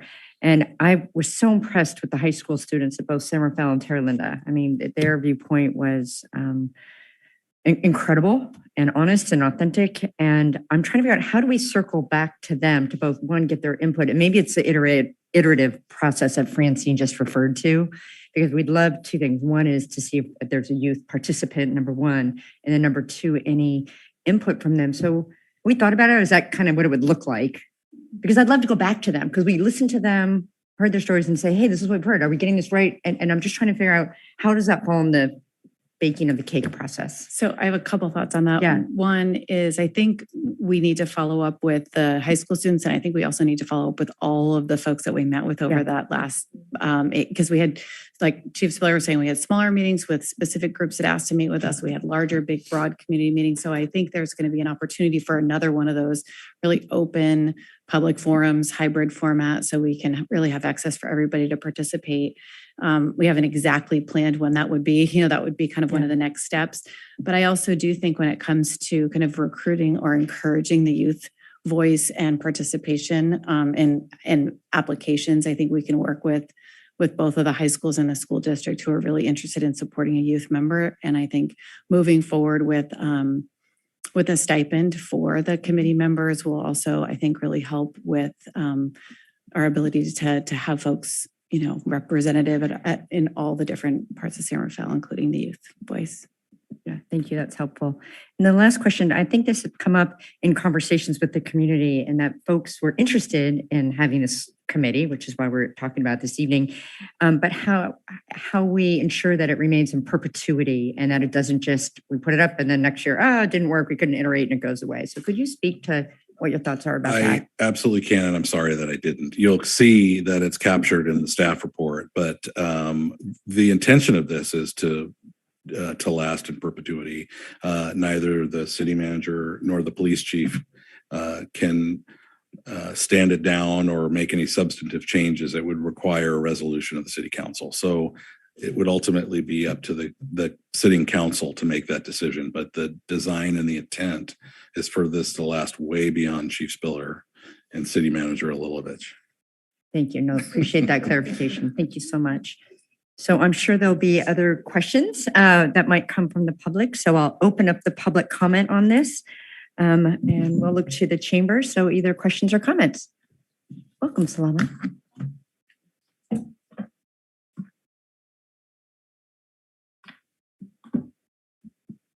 I like to be able to see you, not have it right. Salam alaikum. And this evening, I'm here as a resident of the city of San Rafael and a member of the justice team that has been meeting with leadership, as well as the chief and city council and city manager, new city manager. My comment, other members of the team will be commenting directly about the proposition put forward. I'm going to discuss accountability and transparency issue. Last week, I had the opportunity of going on a webinar that was put on by ACLU, Northern California, and some community activists. And I learned about SB 2. And SB 2 changes the government code 1029 and develops it's a police officers standards accountability division. And of that is the POST. And people can check this out at post.ca.gov. And the POST is the police, I said police. Did I say police? it should be peace officer, not police. Peace officer. The post is a peace officer standards and training. And when there has been a violation by a peace officer in specific areas of dishonesty, whether it's like in a written report, abuse of power, physical abuse, acts that violate the law, and failure to intercede, those investigations that have been completed, and we were told last month the investigation had been completed, are to be sent to the post. And I did check the posts, and the city of San Rafael has posted another individual, but not the individuals of concern in this particular case, for some activities that that person had done. The post is essentially sort of like other professions. You're given a license and they can revoke the license. It's kind of that. I'm making it simplistic because I want you to go to post and check it out. If you could just wrap up on your final Oh, I'm comments. sorry. I didn't That's get the okay. No, time. go ahead. Just wrap Okay. up. Yeah. So basically, since the investigation has not been sent to post, that we will be doing a citizens report to post, which is part of the process. And we just want to hold this up just so the camera can see. I don't know if they can zoom in on the process, but there is actually an active community involvement from the community, and we will be doing that. Now, the rest of the team is going to be talking about the recommendations that we put forth, and we're continuing.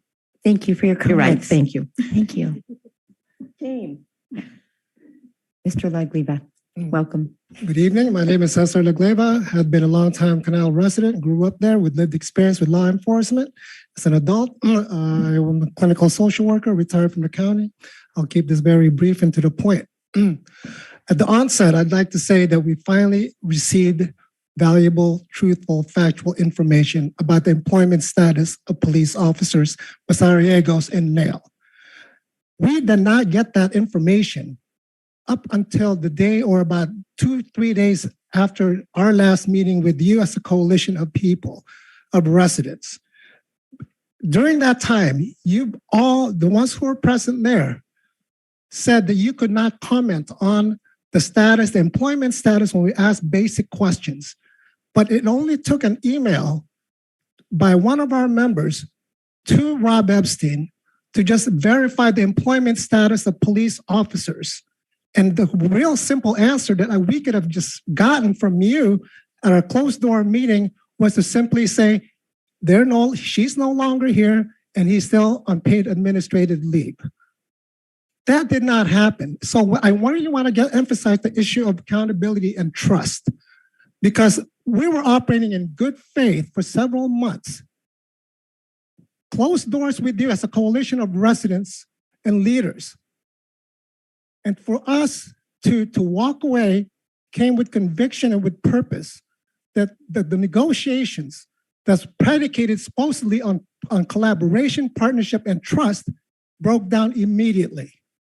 So I wanted just to ask you or appeal to you at this point, though there is this document called, the Police Accountability and PAC, we also want to be able to let you know that we have our own plan, the people's plan, that we were so prepared to negotiate with all of you around this issue that we never got around to. And then here we are on June 5th, ramrodding this whole plan that to me is incomplete with no substance or very little substance, though I will agree and I will commend Chief Speller and Francine on some of the substance behind it, but it has no legal teeth.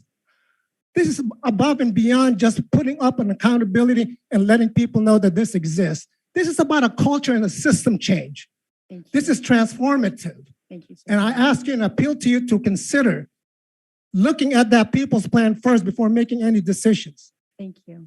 Thank you for your comments. Anyone else like to approach the council? Welcome. Hi, I'm a little tired, as I bet you are as well. My name's Deborah Taub, and I'm here with a grassroots coalition that's been referenced, that's come up with a people's plan. And because San Rafael will likely set a precedent around police oversight and accountability for the county, I think it's really important to look at what the differences are between the plan that you've been put together, which has some good points, but does not, absolutely does not go far enough, and the People's Plan. So I and another member of the coalition will be talking about that. So to start with, the community committee that you're proposing is advisory only. It has no power or authority by the residents to make changes, only suggestions by a contracted, if there is in fact a contracted independent auditor, and it reporting only to the police chief. It can't carry out oversight mandates. The city council would not be directly involved. In the People's Plan, there's a community oversight commission, which has power and is authorized to build trust and make changes through recommendations directly to the city council. The city's committee is started and ended by the city council, so future elected members can choose to end it, which is one of the things you were just talking about. But when you're gone, it could be gone. So with the People's Plan, the city is responsible to ensure that a community oversight commission is there permanently. The city's committee somewhat improves public transparency, but does not improve accountability of the San Rafael Police Department. The People's Plan improves public transparency and accountability. The city's committee has no power to review or investigate complaints. This is a really important piece that I heard city council members asking about. So it would have no power to review or investigate complaints from the public or police misconduct other than those that were prepared by a contracted independent auditor after the SRPD investigation had been concluded.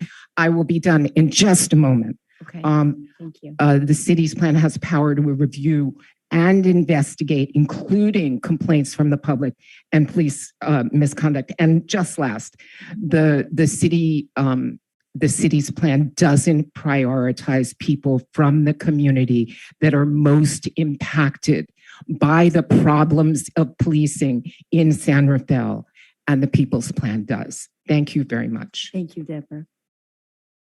Anyone else? Oh, welcome.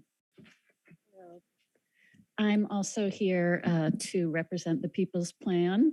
So I want to talk about the difference between the independent police auditor versus the People's Plan, which recommends an independent police monitor hybrid. So in the city's plan, the independent police auditor can only review police investigations and complaints made by the public. In the People's Plan, the independent police monitor hybrid, complaints can be investigated that are made by the public. In the city's plan, no complaints are reviewed unless the independent auditor submits a report to the city council after complaints to SRPD are concluded to determine patterns of misconduct. Committee has no access, including the chair. In the People's Plan, the report does include complaints received directly from the public. In the city's plan, the independent auditor has no independent power to audit SRPD. In the People's Plan, there is independent power to audit the police department to address system-wide culture, policies, and procedures. In the city's plan, the IPA only audits the police department when asked by city staff. And in the People's Plan, the monitor hybrid audits the police department when asked by the Community Oversight Commission or staff. In the city's plan, the independent auditor has no power to initiate independent investigations, whereas in the People's Plan, the hybrid plan does have the power to initiate independent investigations, and it can also do so at the request of the Community Oversight Commission or the city staff.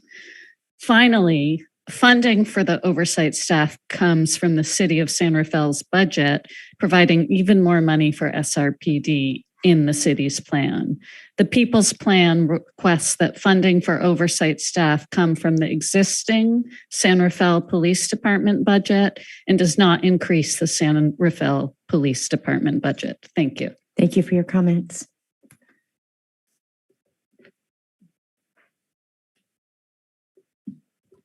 Good evening. I'm here this evening to ask you to stop the virtue signaling and postpone this vote. There is no excuse for showing your virtue outwardly, all the while refusing to do the work of educating and including the self-determined voices from a working group of community members in the full potential of police oversight in the city of San Rafael. The Police Accountability Committee you are voting on tonight is advisory at best, with very few proactive tools for those in San Rafael who need it most. There is a glaring lack of reform in what we call the safe complaint system for those traumatized by the dehumanizing practices of San Rafael police, of their culture, including the enactment of policing initiatives that are justified on the basis of going after criminals, yet are also used to pick up immigrants and place them into the pipeline for deportation, as well as increasing enforcement of Latino drivers under the guise of a minor traffic stop and asking them to prove American citizenship and proof of residency. How can dehumanized people make complaints against the officers that do this? They can't. Stop this vote tonight and collaborate with the people to bring meaningful, self-determined oversight that transforms our city's culture of policing, the root cause of why Mateo was beaten down in the canal last summer, because only then will the behavior of the police officers change. Policies don't drive behavior, the culture does. Say no tonight. Give this a chance. Create a blueprint with the Marin Justice League, the Human Rights Commission members who are poised and ready, as well as those who you can select in a working group. My name is Tara Evans. I'm a fifth generation San Rafael resident, property owner, community member in Marin County. I also want to add one more piece. I know it's the end of my time, but you know, Francine, you're right. There is no independence when you're paid for by the city of San Rafael. What you spoke about when it comes to Nicole, when it comes to the facts of oversight, I understand, are true. And that is independent and non-biased. But when she tells you what type of oversight you need to have without the people actually participating and letting you know what they want, that's not independence. That's bias because she's paid for by this community. Thank you. Thank you for your comments. Anyone else in the chambers before we go? Oh, yep.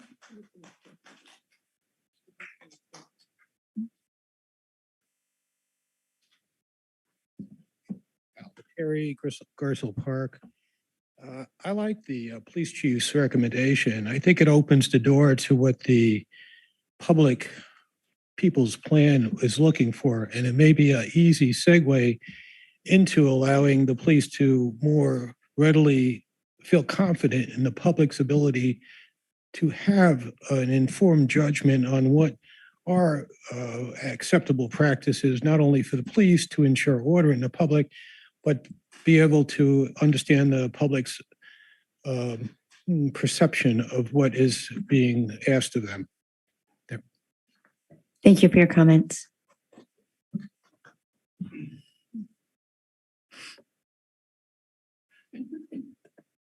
Buenas noches, mi nombre es Gabriel Winac, soy residente del canal, he vivido en el canal por más de 30 años y estoy aquí esta noche porque cuando se habla de transparencia es importante hacer que esa palabra sea ejecutado, que no sea escondido tras pólizas o escondido o usando las mismas leyes para que no se dé equidad para la población.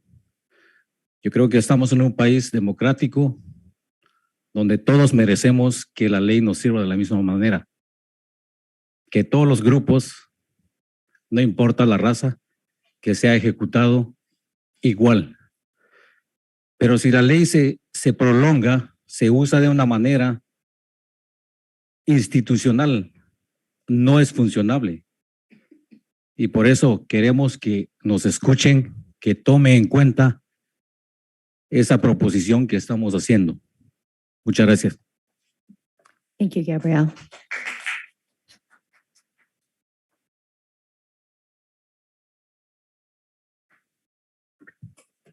Charles?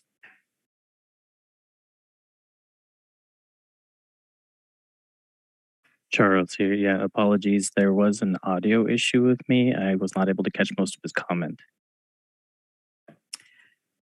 Gabrielle, I'm sorry. Would you mind coming down again? I apologize. We want to have perfect tech, but it just doesn't happen. I'm sorry. Sorry. Charles, are you all set? Yeah, Charles. Cuando se Yeah, hable- Wait, I got the Gabrielle, audio. just make sure that he can hear so we don't have a third time. Estoy listo. Adelante. Okay. Cuando se habla de transparencia, es importante ejecutarlo como se dice, no usando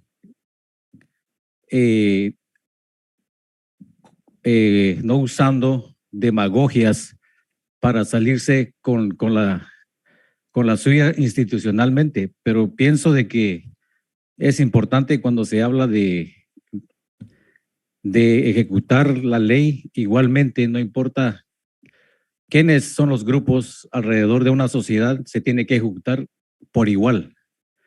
Si no se ejecuta por igual, pienso de que se está discriminando, no se está llevando la ley como se debe de ser y no funciona así en una sociedad. Esta sociedad ahorita está escuchando todo lo que estamos diciendo. Ellos están enterados de todo lo que está sucediendo aquí. ¿Cómo se está manejando esto? Si se está manejando limpiamente o suciamente. Por eso queremos que tomen en cuenta nuestra proposición.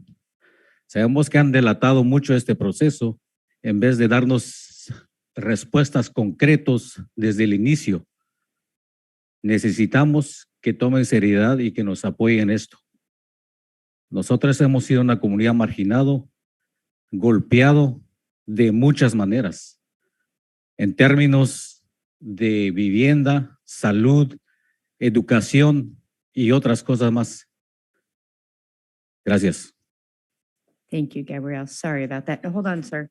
We need the interpretation. When talking about transparency, it is important to execute it properly. Not using shadowy excuses to get away with institutional maneuvering. It is important to execute the law. It doesn't matter what group it is, but it needs to be executed the same way for all groups. If it is not the same, it's discriminatory. And that is not how it should be. That is not how society should function. This society is listening to everything we're saying, how it's being handled, and if it's being handled in a clean way or in a dirty way. And that's why you should take our proposition into account and give us concrete answers from the beginning. Please take it seriously and support us. We've been marginalized and beaten down as a group in many ways in terms of living, health, education, and other things. Thank you. Thank you, Charles. Yeah, go ahead, sir. Good evening. I'm Don McCrae. I've lived here in San Rafael for about 11 years. I've not been involved in the discussions or the work that's been done over the last few months in this. I am aware of the situation that really prompted all of this. In looking through I've skimmed through both the People's Plan and the PAC, and particularly looked at the comparison of the two that were cited by a number of the presenters here.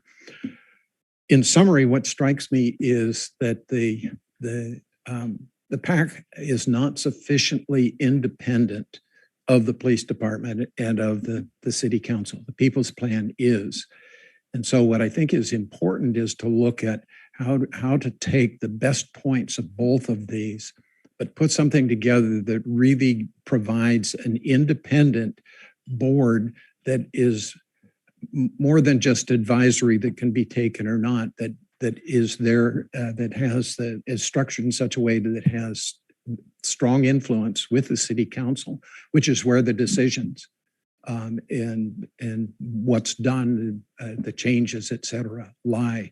So I encourage you tonight not to accept the PAC as it is, because it doesn't have sufficient independence built into it of the whatever form that the final board takes. So that would be my recommendation. Thank you. Thank you, Don. Welcome, Brenda. Hello. Good evening. Before I begin, there's 3 comments that I like to reference to, and then I'm going to switch in Spanish because it's important that I speak in my own native language for those who are not present tonight. So, yeah, Charles, are you ready? Yes. Okay, thank you. The first comment that I like to reference to is from Francine. And she mentioned the community knows what is best for them. Chief Spieler said, our intention is to establish what is right for San Rafael. And Cristine said, a co-creation process. And with that, mi nombre es Brenda Camarena, soy residente de la ciudad de San Rafael y también soy miembro de la mesa directiva de Marine Latino Leaders. También soy parte de los miembros de la comunidad que están aquí reunidos y quien se ha estado reuniendo con ustedes durante los últimos meses sin haber perdido ninguna reunión. Desde el evento tan desafortunado que desgraciadamente para nuestra comunidad fue causado por 2 de sus elementos de la policía hacia un miembro de la comunidad latina. Algo que sí han hecho ustedes es llevar varias reuniones a cabo en la comunidad. Pero la propuesta que ustedes ahora quieren aprobar esta noche no representa lo que la comunidad pidió en todas estas reuniones que se llevaron a cabo, de las cuales yo misma ayudé a facilitar junto con otros facilitadores que también son miembros de la comunidad. De hecho, este plan que ahora ustedes quieren aprobar es una burla y una ofensa para nuestra comunidad, principalmente la comunidad latina, que es una comunidad históricamente marginalizada y que continúa siendo segregada. Adicionalmente, varios miembros de la comunidad, de los cuales están aquí presentes con nosotros, han puesto recomendaciones después de que ustedes presentaron ese documento, el cual falta de varios componentes claves necesarios para asegurar que esto no vuelva a suceder, como el incidente de Mateo, que desafortunadamente después de estas recomendaciones, ustedes han decidido ignorar. Así que mi pregunta para todos los miembros del concilio, para el Chief Spieler, para todos los que están aquí presentes es, ¿cómo van a apoyar este plan que la misma comunidad no apoya? No es lo que nosotros queremos, ni tampoco nos han escuchado. ¿Por qué ustedes se rehúsan a escuchar lo que la comunidad quiere? Ustedes no son los que deben de tomar las decisiones que impactan severamente a nuestra comunidad. Todos ustedes han recibido el plan del pueblo y si no lo tienen, aquí tengo una copia. Thank you, Brenda. If you want to finish up, thank you. Sure, I will. Y este documento demuestra lo que la comunidad realmente quiere. Queremos que se comprometan a escuchar a la comunidad y que consideren este plan. Y por último, quiero mencionar que la información de esta propuesta es una decisión que únicamente, y por último quiero mencionar que la propuesta que ustedes pusieron, la cual ustedes tienen ahora, únicamente se compartió por medio de su página de internet, a la cual únicamente puedes tener acceso si recibes notificaciones, lo cual quiere decir que nuestra comunidad esta noche no está enterada de lo que está pasando y de las decisiones que se están tomando. Esto no habla de una comunidad inclusiva y no habla no habla de que a ustedes les interesa el bien de la comunidad. Muchas gracias. Thank you. Do you need the people's plan or you already have it? Go ahead and give it to the city clerk. That way we can ensure we have it. Thank you. Go ahead, Charles. Yes, so my name is Brenda, and I am a member of the community that has been meeting with you for the last few months. And unfortunately, to speak about the issue that was unfortunately caused by two of the police elements to the Latino community, one of the members of the Latino community. You've had many meetings in the community and with the community, but now what you want to approve this night is, let me see.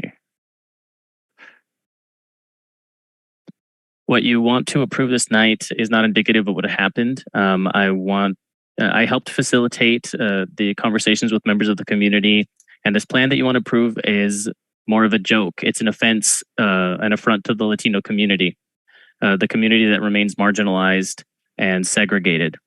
Many members of the community who are present with us have made recommendations, and we have presented a document to you. After having seen discussed the key points of what happened to Mateo. Unfortunately, after the recommendations that we've seen, it seems you've ignored what we have recommended. So my question for the city council and for the chief is how will you support this plan that you have that the community does not support? We don't want this plan, and it seems that you haven't listened. Why do you deny listening to what the community wants? Why not make decisions that would help the community? If you don't have a copy, I have a copy for you. This document shows what the community really wants. We want you to commit to listening to the community and supporting our plan. The proposal that you have made was only shared via your webpage, and it can only be accessed if you have notifications, which means that the community is not aware of what's happening and the decisions being made. This is not indicative of an inclusive community, and it is not looking out for the best of the community. Thank you, Charles. Anyone else?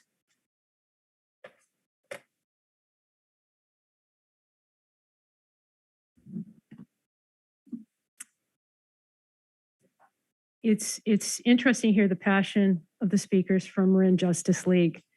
I think they've left out a lot of information, and it's important to ask some questions. I asked Brenda Camarena earlier today. I said, when I look at the People's Plan, what you're doing is you're making recommendations to the City Council. How is that better? And she asked me to repeat the question a number of times. I never got an answer. Let me explain why I think that's problematic. This is a city council that has the power to coerce Chief Spiller to make decisions, to withhold funding. This is a very powerful city council. And they have not done that.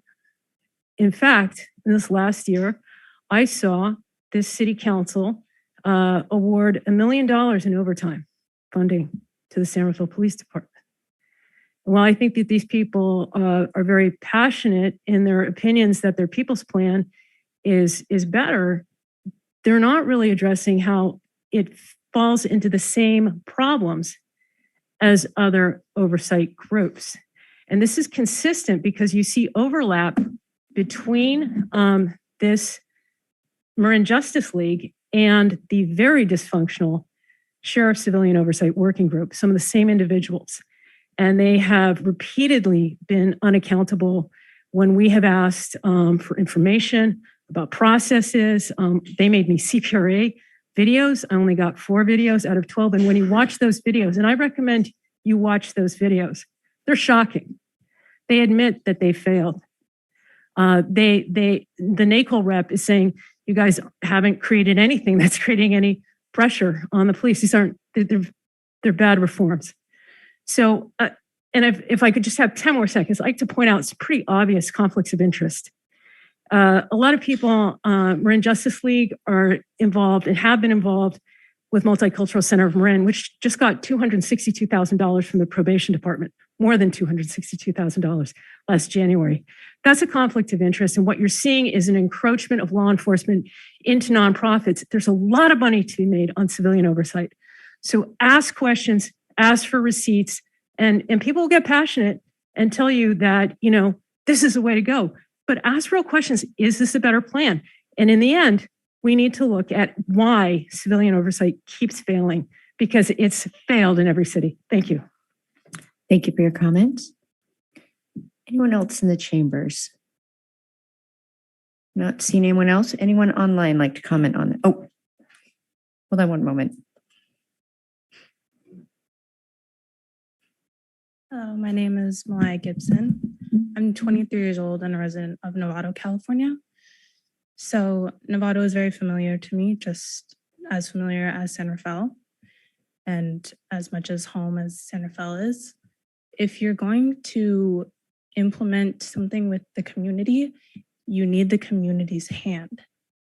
And the PAC has both of those hands are the sheriff's department, the police. You need the community's hand. You have a city watching you, you have a county watching you, you have young people watching you. We want to know that when the time comes when it's our turn, that we have people to reference. Hopefully your concern for these people in this community is as great as your concern for the storm drains, for the public bathrooms, for all those other things that were said today, considering we're here at the end of the meeting. Thank you. Thank you. Thank you for staying till the end of the meeting. Anyone else? Okay, not seeing anyone else. Now we'll go. If there's anyone online. And before we move to virtual comments, I will toggle our interpreters. Okay, thank you.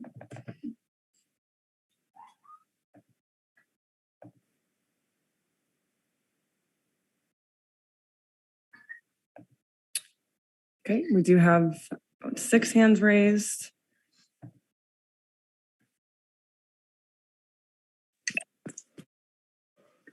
Hi, can you hear me? Yes, go ahead. My name is Meg Brizzolera. I was on the Police Advisory Review Board in the city of Novato. My term just ended in April of this year.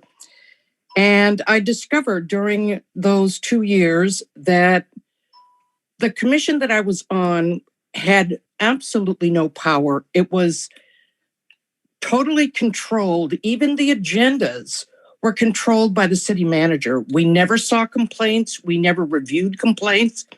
The only thing we were allowed to review would be if someone appealed one of their decisions. And the appeal process is so opaque that nobody even knows that they can do that, much less complain in the first place. That committee had no teeth whatsoever. And I'm just hoping you're not reproducing this in San Rafael. And I implore you to adopt the People's Plan and postpone any adoption of this PAC. It could end up just being another window dressing committee, like so many of them are. Thank you.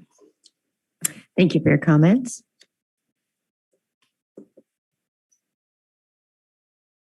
Yes, you hear me. This is John Reynolds. I live in the canal right now. I'm in Maui with my sister who's experiencing health difficulties.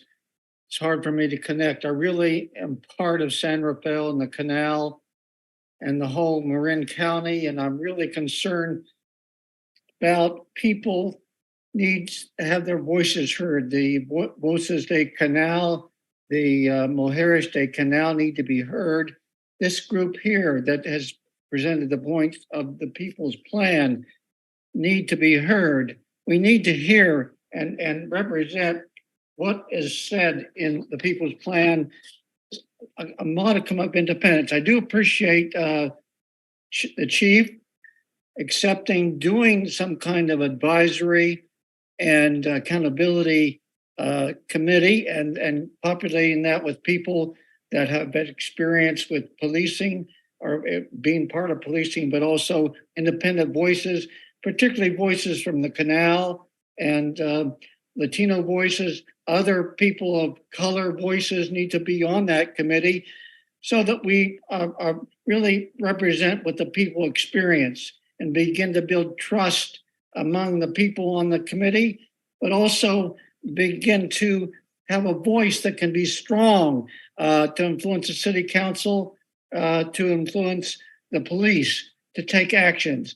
The issue about implicit bias and empathy, I appreciate the other 5 things that are part of this. It came out of the Mateo incident, and I appreciate Mateo and Galati working together and having that gathering where we represented this. And I appreciate you putting forward this plan, police advisory. Thank you, John.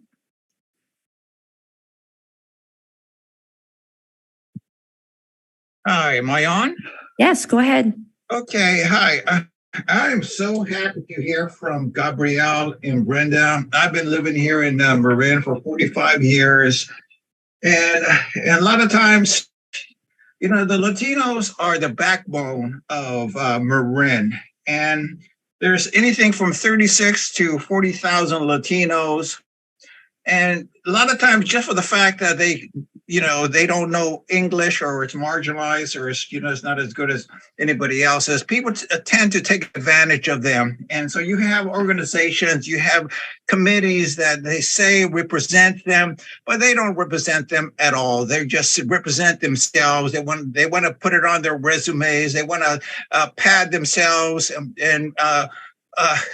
make it look like the county is actually accomplishing something by taking care of them. The county of Marin is the most disparate county in the state of California, but it's also the healthiest one. So in a way, you want to keep all your workers happy, healthy, but you don't really want to give them any rights. So again, I hope that you question absolutely every organization who says that they have the plan, the answer to all your problems, because in a way, they don't really represent the people. You have to survey to find out who the people are that they say that they represent. One of them is the Human Rights Commission, which is an absolute fraud. They have never accomplished anything for their entire time, and now they're going to tell you to not to accept the plan that you have, and to wait for their AOR one. So I don't know enough about the people's plan, but you should absolutely investigate all of them and come out with something that really.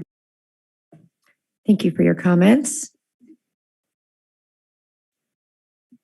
Hello, this is Lisa Scarcella. I want to express my opposition to the police chief's proposed Police Advisory and Accountability Committee plan. There's an excellent grassroots community coalition, as you've heard from quite a few of them, that have been working on this for many months. They have developed the People's Plan, which deserves much more attention and thought. They have stated that they're committed to ongoing dialogue and collaboration with you and your staff. However, it seems that you're poised to just go ahead with adopting this resolution for an incomplete plan. It appears this plan has a lot of missing details, and even some of your members have expressed concern about that tonight. I hope that you will reconsider and listen to the voices of those who are most impacted by this issue. When you say that you want to create something that works for the community, you really need to include the community and listen to the community and involve the community.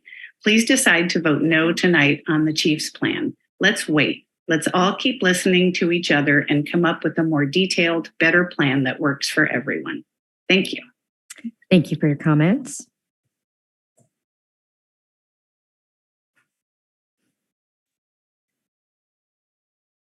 Hello, everyone. We are all here tonight way past our bedtimes because we want what is best for our community.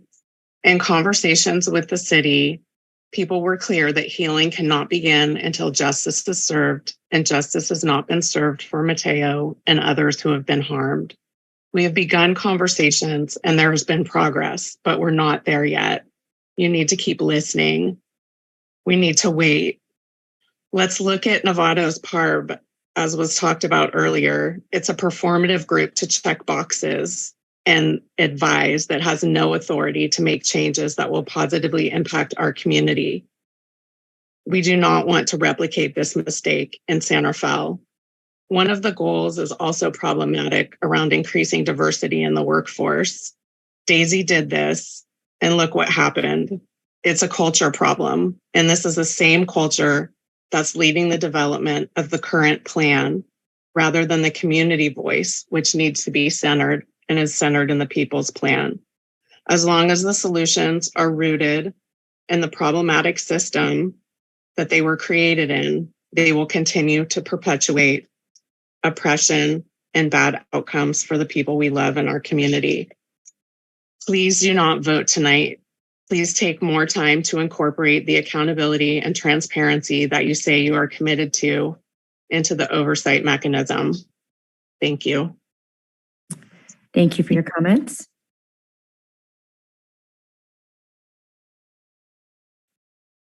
Hi, my name is Nancy Roybal, and I'm a member of the Marin Interfaith Council in San Rafael. I am here to say that we are for and stand with the Marin Grassroots Coalition's calls on the San Rafael City Council to please postpone tonight's vote on the police accountability measure. Please acknowledge the Marin Justice League's proposed alternative people's plan to address the shortcomings of the city's plan. Thank you so much. Thank you for your comments.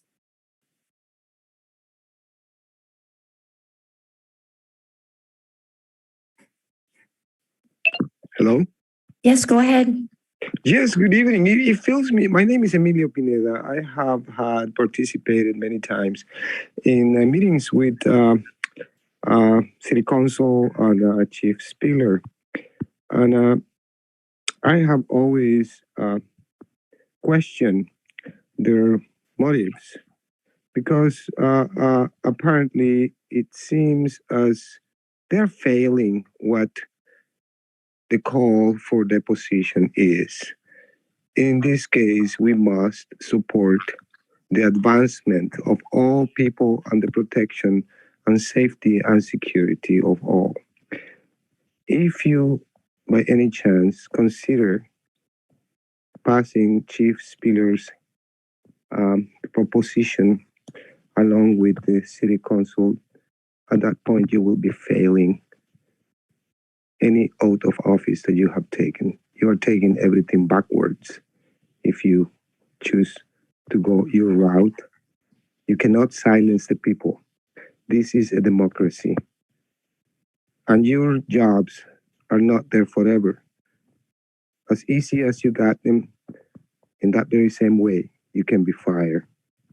So I will ask you to please consider your motion. Listen to what the people's plans are. If you do not, you are the biggest obstacle for justice. So think about what you're going to do tonight. I do greatly appreciate that we are able to communicate with you our discomfort. Because if you keep going this way, you keep showing us that you are failing daily. You're failing our community. So think about it.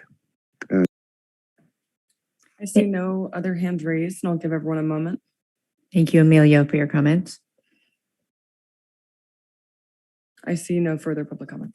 Thank you. I will close the public comment and bring it back to the council for any, I didn't hear any questions, but we did receive a lot of input. So I will turn to the council for additional comments. I'll start with the vice mayor.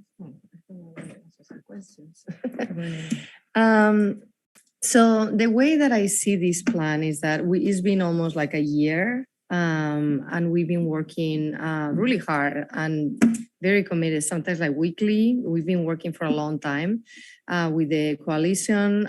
We've been seeing like a lot of different groups as well. To me, this is like kind of like the beginning of something that like we need to start implementing. So I see this as a living plan. So I guess the question that I have is, I really look forward to start recruiting the residents that they are going to be working in this group. So how can we make it work? How can we, because it's something completely new, how can we know that it's going to work? Can we review this in 6 months? Can we review it in a year? How do we know it's going to work? What is the flexibility of the people we are recruiting to impact the plan? If there are things based on this, frame, how much can it be changed? So given the council's direction, we can review at any interval that you're comfortable with and report back. As proposed, the committee would report to council minimally once a year. We could request more frequent reports if that would make the council more comfortable. I think in terms of selection, it's going to come down to our work to market this as an opportunity for those interested in it. I think it's going to be our work to outreach to the community and make sure the community, all of the San Rafael community, is represented, and then the council's decision in terms of interviewing those candidates. Okay, thank you. Any additional comments? Yeah, I feel that we went to the community, we asked them for input, we got a lot of feedback. This is just one of the pieces of the puzzle that we are implementing. I think we have to continue working at this. We need to go back to the community, with some of the actions that we are taking. I think this is one of the first steps. And I feel that we need to start making some action. We've been talking for a long time, and I feel that this is flexible enough that we can work with. So I'm comfortable approving this tonight and moving forward. But I would like to follow it closely, and I would like to, discuss how we can, come back maybe like based on your timeline, if we are recruiting and they start the meetings in September, I don't know if maybe after like 6 months, after like at the end of the year, if we can get like, feedback. If it pleases the council and the city manager, we could always create a council subcommittee to liaison with the newly formed body for more regular contact. Okay. I'll just add briefly that the timing for the interviews would be September. So the first convening of the group, from a scheduling perspective, but what we could offer is to return to council with an update on the progress 6 months following the first convening of the group. Okay, sounds good. And I definitely love the idea of having a liaison at the beginning, especially at the beginning. And I guess the second part is I want to be super clear that this is not just this council, but once we are gone, it's going to be, perpetual. Is that perpetuity? Thank you. So just wanted to clarify that. I'd like to speak to that briefly, if I may, council member. Yes, please. Because just as with budgeting and other decisions that the council makes, there is no San Rafael City Council that has the authority to bind future councils. The only way something really by way of formation of a commission or a committee could be made in perpetuity, if you will, would be if there were an election and a charter amendment and it were made a part of our city charter, because otherwise a future council could just vote to change it or amend it or terminate it. So you can have that aspiration, but I just want to be clear that it's not something that you could lawfully impose. Are there like any commissions right now in place as the city that is in perpetuity, or none of them? I'd have to check. I believe the planning commission is in the charter. And so, that along with the council and the mayor and the city attorney and city clerk, and there's things that are in there, and they're going to remain in there unless and until there's an election and it changes. Yeah, okay. Well, thank you. Thank you. Councilmember Bushi, any comments? With every one of our advisory bodies, the selection of the personnel on those bodies is a critically important decision. In this case, the inaugural seating of the first committee will have even more so importance. And that's a decision we've reserved to ourselves. And we are going to be looking for people that can address all of the issues that we have heard here tonight. It's going to be about the people, because that's what this sort of has to be about, or it's not going to work. And yes, we don't have a crystal ball. We don't know exactly how this is going to turn out, but this gives us, I think, the best path to get out into our community, to seat the people who have the different perspectives that we need, that the chief has asked for, to provide this information. So I think this is a step in a journey. It's not the end point, but it's a step in a journey that leaves us the flexibility to craft the process and the personnel to meet the needs of this community. So I support moving forward with the political, it's not political action. Police advisory. There we go. You can't call it a PAC. It's a Police Advisory and Accountability Committee as presented by staff. Thank you very much. Councilmember Kurtz. I do have one question, and I know the city clerk will probably have a concern around this.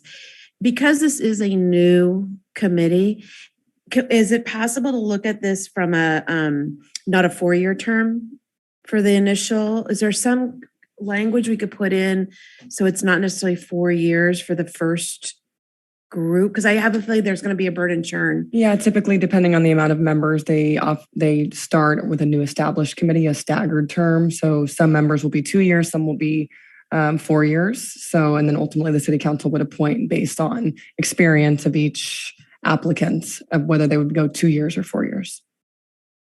And nobody would want to entertain the thought of reducing that? No 4 years? I mean, I get the 2 year. I mean, I just think it's because this is going to be so new for us, and I am supportive of moving forward. I'm not sure this is the only tool, and I don't, if we decide not, so that's one comment. And I don't know the answer around in the terms, but I think just to be sensitive to the fact, I'm not sure I'm comfortable with the 4 year term. But I also shorter or longer? I'm confused. Shorter to be able to, because if we have a lot of feedback, or we have people who are not, or we have, I don't know exactly what the answer is in terms of, I am concerned it's going to take some while to storm through this to make it work. And I'm concerned having a 4 year term may be limiting. So from an administrative recruitment, and that would be doable to do. It's fine to do that. We're still holding our semi-annual appointment process. That'll still be every October. So if we were to change that, if the city council as a body would choose that you wanted 1 and 2 staggered, that would be fine. We could make that work to start off, and it sounds like coming back to council quite a bit in the first few years to be able to bring it back. From an organizational stance, I mean, yes, 2 and 4 would be consistent with all of our boards and commissions. You know, I love consistency, but it's doable either way. And if ultimately the city council chose that's what they would want, we could make that work. Okay, thank you. And I guess we haven't really talked about if we don't go down this path. No people's plan, no city plan. What then? That's sort of the question. I mean, what happens? Do you want this? I don't know. City I don't manager to know. give I an don't- answer, or is that a rhetorical question? It's not rhetorical. It's not really rhetorical. so- It is a question because Okay, that is actually an option. Okay. So I think there are a lot of options. If the council wasn't interested in pursuing this, or the council wasn't interested in pursuing the people's plan, and the council chose not to take action on this, the department could create a community advisory board or a police chief's advisory board, but there's a lot of space here. My goal is for the council to understand and support our desire to add an element of accountability, a layer of accountability for the police department. And thank you. And I Can I- appreciate. I just wanted to follow that, if you don't mind. Just Oh yeah, I'm sorry. I couldn't really that's do okay. that. I think it's maybe not exactly the question you asked, but there's a nuance there of like, well, it's almost like what's happening now, which is the layer of police accountability is with the city council. I mean, the chief said, you are the body that has the ultimate oversight. What we don't have, so if we don't take an action, what we don't have is a public venue, a public opportunity for the community and formal representatives on a committee like this to convene and to hear public comment from the community and to have a place to have more in-depth conversation and a deeper understanding of what some of these really unique issues around policing and culture and law enforcement and all this work we have to do. We miss out on the opportunity to build that capacity and have more openness. Because right now, if you have a concern with the police department, you can come to me as the city manager, you can come to the police chief, you can come to the dais at a public meeting with something not on the agenda, and you can say, I think you should do this differently in 2 minutes. So that's what we miss by not moving forward with something, is creating much more capacity for that conversation to happen in a public forum. Thank you. And I think, again, I am supportive of moving forward with the city's plan in terms of this approach, because we need to have that ability to be able to have a conversation and a real conversation, because 2 minutes doesn't do it for many topics.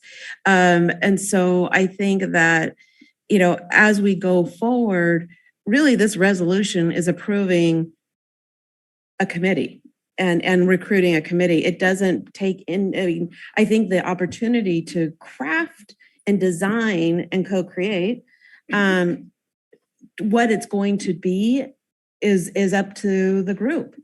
And I think that's really powerful to be able to do that because it is starting sort of with a blank sheet of paper. And so, and being able to create that body that's going to be able to do the work that they want to do for the community. And I think it's incredibly important for our BIPOC community to be able to have this as one tool, as well as to look at other tools. Thank you. Councilmember Hill.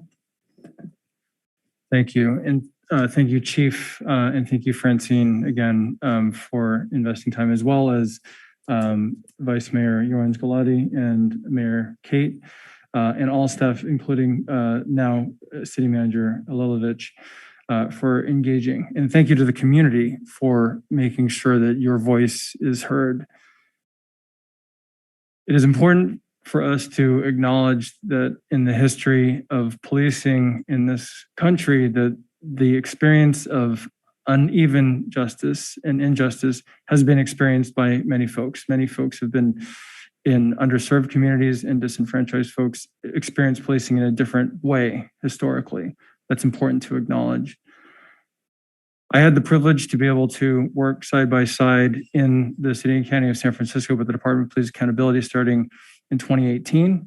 One of the reasons why I joined this council, and in my 250 words regarding racial justice, I called for the creation of police accountability at the end of 2020, before this incident happened. And I'm not saying that because I'm special for that, but because I acknowledge that there has been disparity. And I believe that that an advisory or oversight function creates levels of transparency that we would prefer.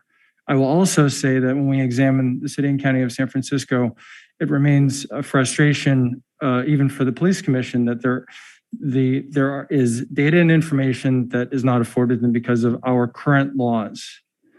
That said, I do want us to move forward boldly with what is proposed tonight, because as we start as a community to examine what it means to consider what is the journey of a complaint. What does it mean to examine policies? What does it mean to examine training? How do those influence recommendations? This is, I think, the right first step.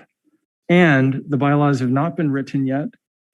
I intend for this to be a continuously iterative opportunity for us to do better.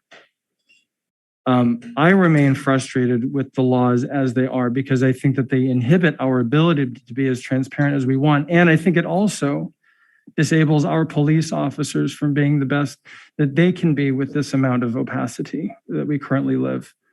So I believe that we're being asked to do our very best given these constraints. I want us to move forward with what we have presented, but I will continue to push for iteration to make certain that we're a better community. Thank you. Thank you. Thank you to my colleagues for their comments, and thank you for the folks that have stuck it out late this evening and all the other meetings where we've talked about this issue. And as I was listening tonight, I was thinking the primary thing I'm feeling, I had sadness that we're even here, and I understood that this is something that you felt was important to our community and for the events that brought us to this moment. And having said that, I was hopeful for the willingness of the community to engage with us. That's racism. Racism at its worst. Oh, okay. I'm not quite, I would love to learn more, Cesar. Please teach me more. So I was hopeful in that we communicated with over 200 people in the last year, including folks in the Grassroots Coalition and some who are still here. I was really saddened when in our last meeting, the coalition abruptly left right after the meeting started. That would have been an opportunity for us to even go deeper into the plan. Having said that, I'm glad we have the plan, and I'm glad we have the Police Advisory Accountability Committee that the chief has put forward. This is not a binary either or. This is how do we take the best of both of them? And this is a first step. It's not the last step. My concern with delaying a vote, and we heard loud and clear, just say no, don't do this. If we don't do that, then we'll never get to the next step and to next of what it could be and have something for the broader community, in addition to the voices in the room, the high school students, the broader community meetings, the nonprofits that we met with, the Vietnamese community. It goes on and on. We want to have the opportunity for everyone to weigh in. And this is the first step. Without saying our commitment to starting this, then that first step never takes place. And this is super messy. And I understand and appreciate and hear people's anger. And I believe that we need to go forward. And I believe, as my colleagues have said, it's not perfectly baked, and it shouldn't be baked because we are going to go out and get more input. And this is tough stuff for our community. It's tough stuff for this people in this room and people who aren't in this room. So I'm proud of our community. I'm proud of the chief for bringing this forward. I don't think agencies often want an oversight committee, but as Francine said, an oversight committee gives voice to community members. And I believe this is a mechanism that can do that. And so, yeah, all I hope is that folks that might be dismayed with us, angry with us, are willing to have another conversation. Because when people walk out of the room and they're not willing to engage, then the conversation with that group ends. So I invite all of you to continue to engage, whether you like what we're doing or not, but to continue to engage and have that next conversation so we can truly start to create this community that we want and the type of policing we want in San Rafael. So with those comments, I have heard support for this, but I would like to entertain a formal motion.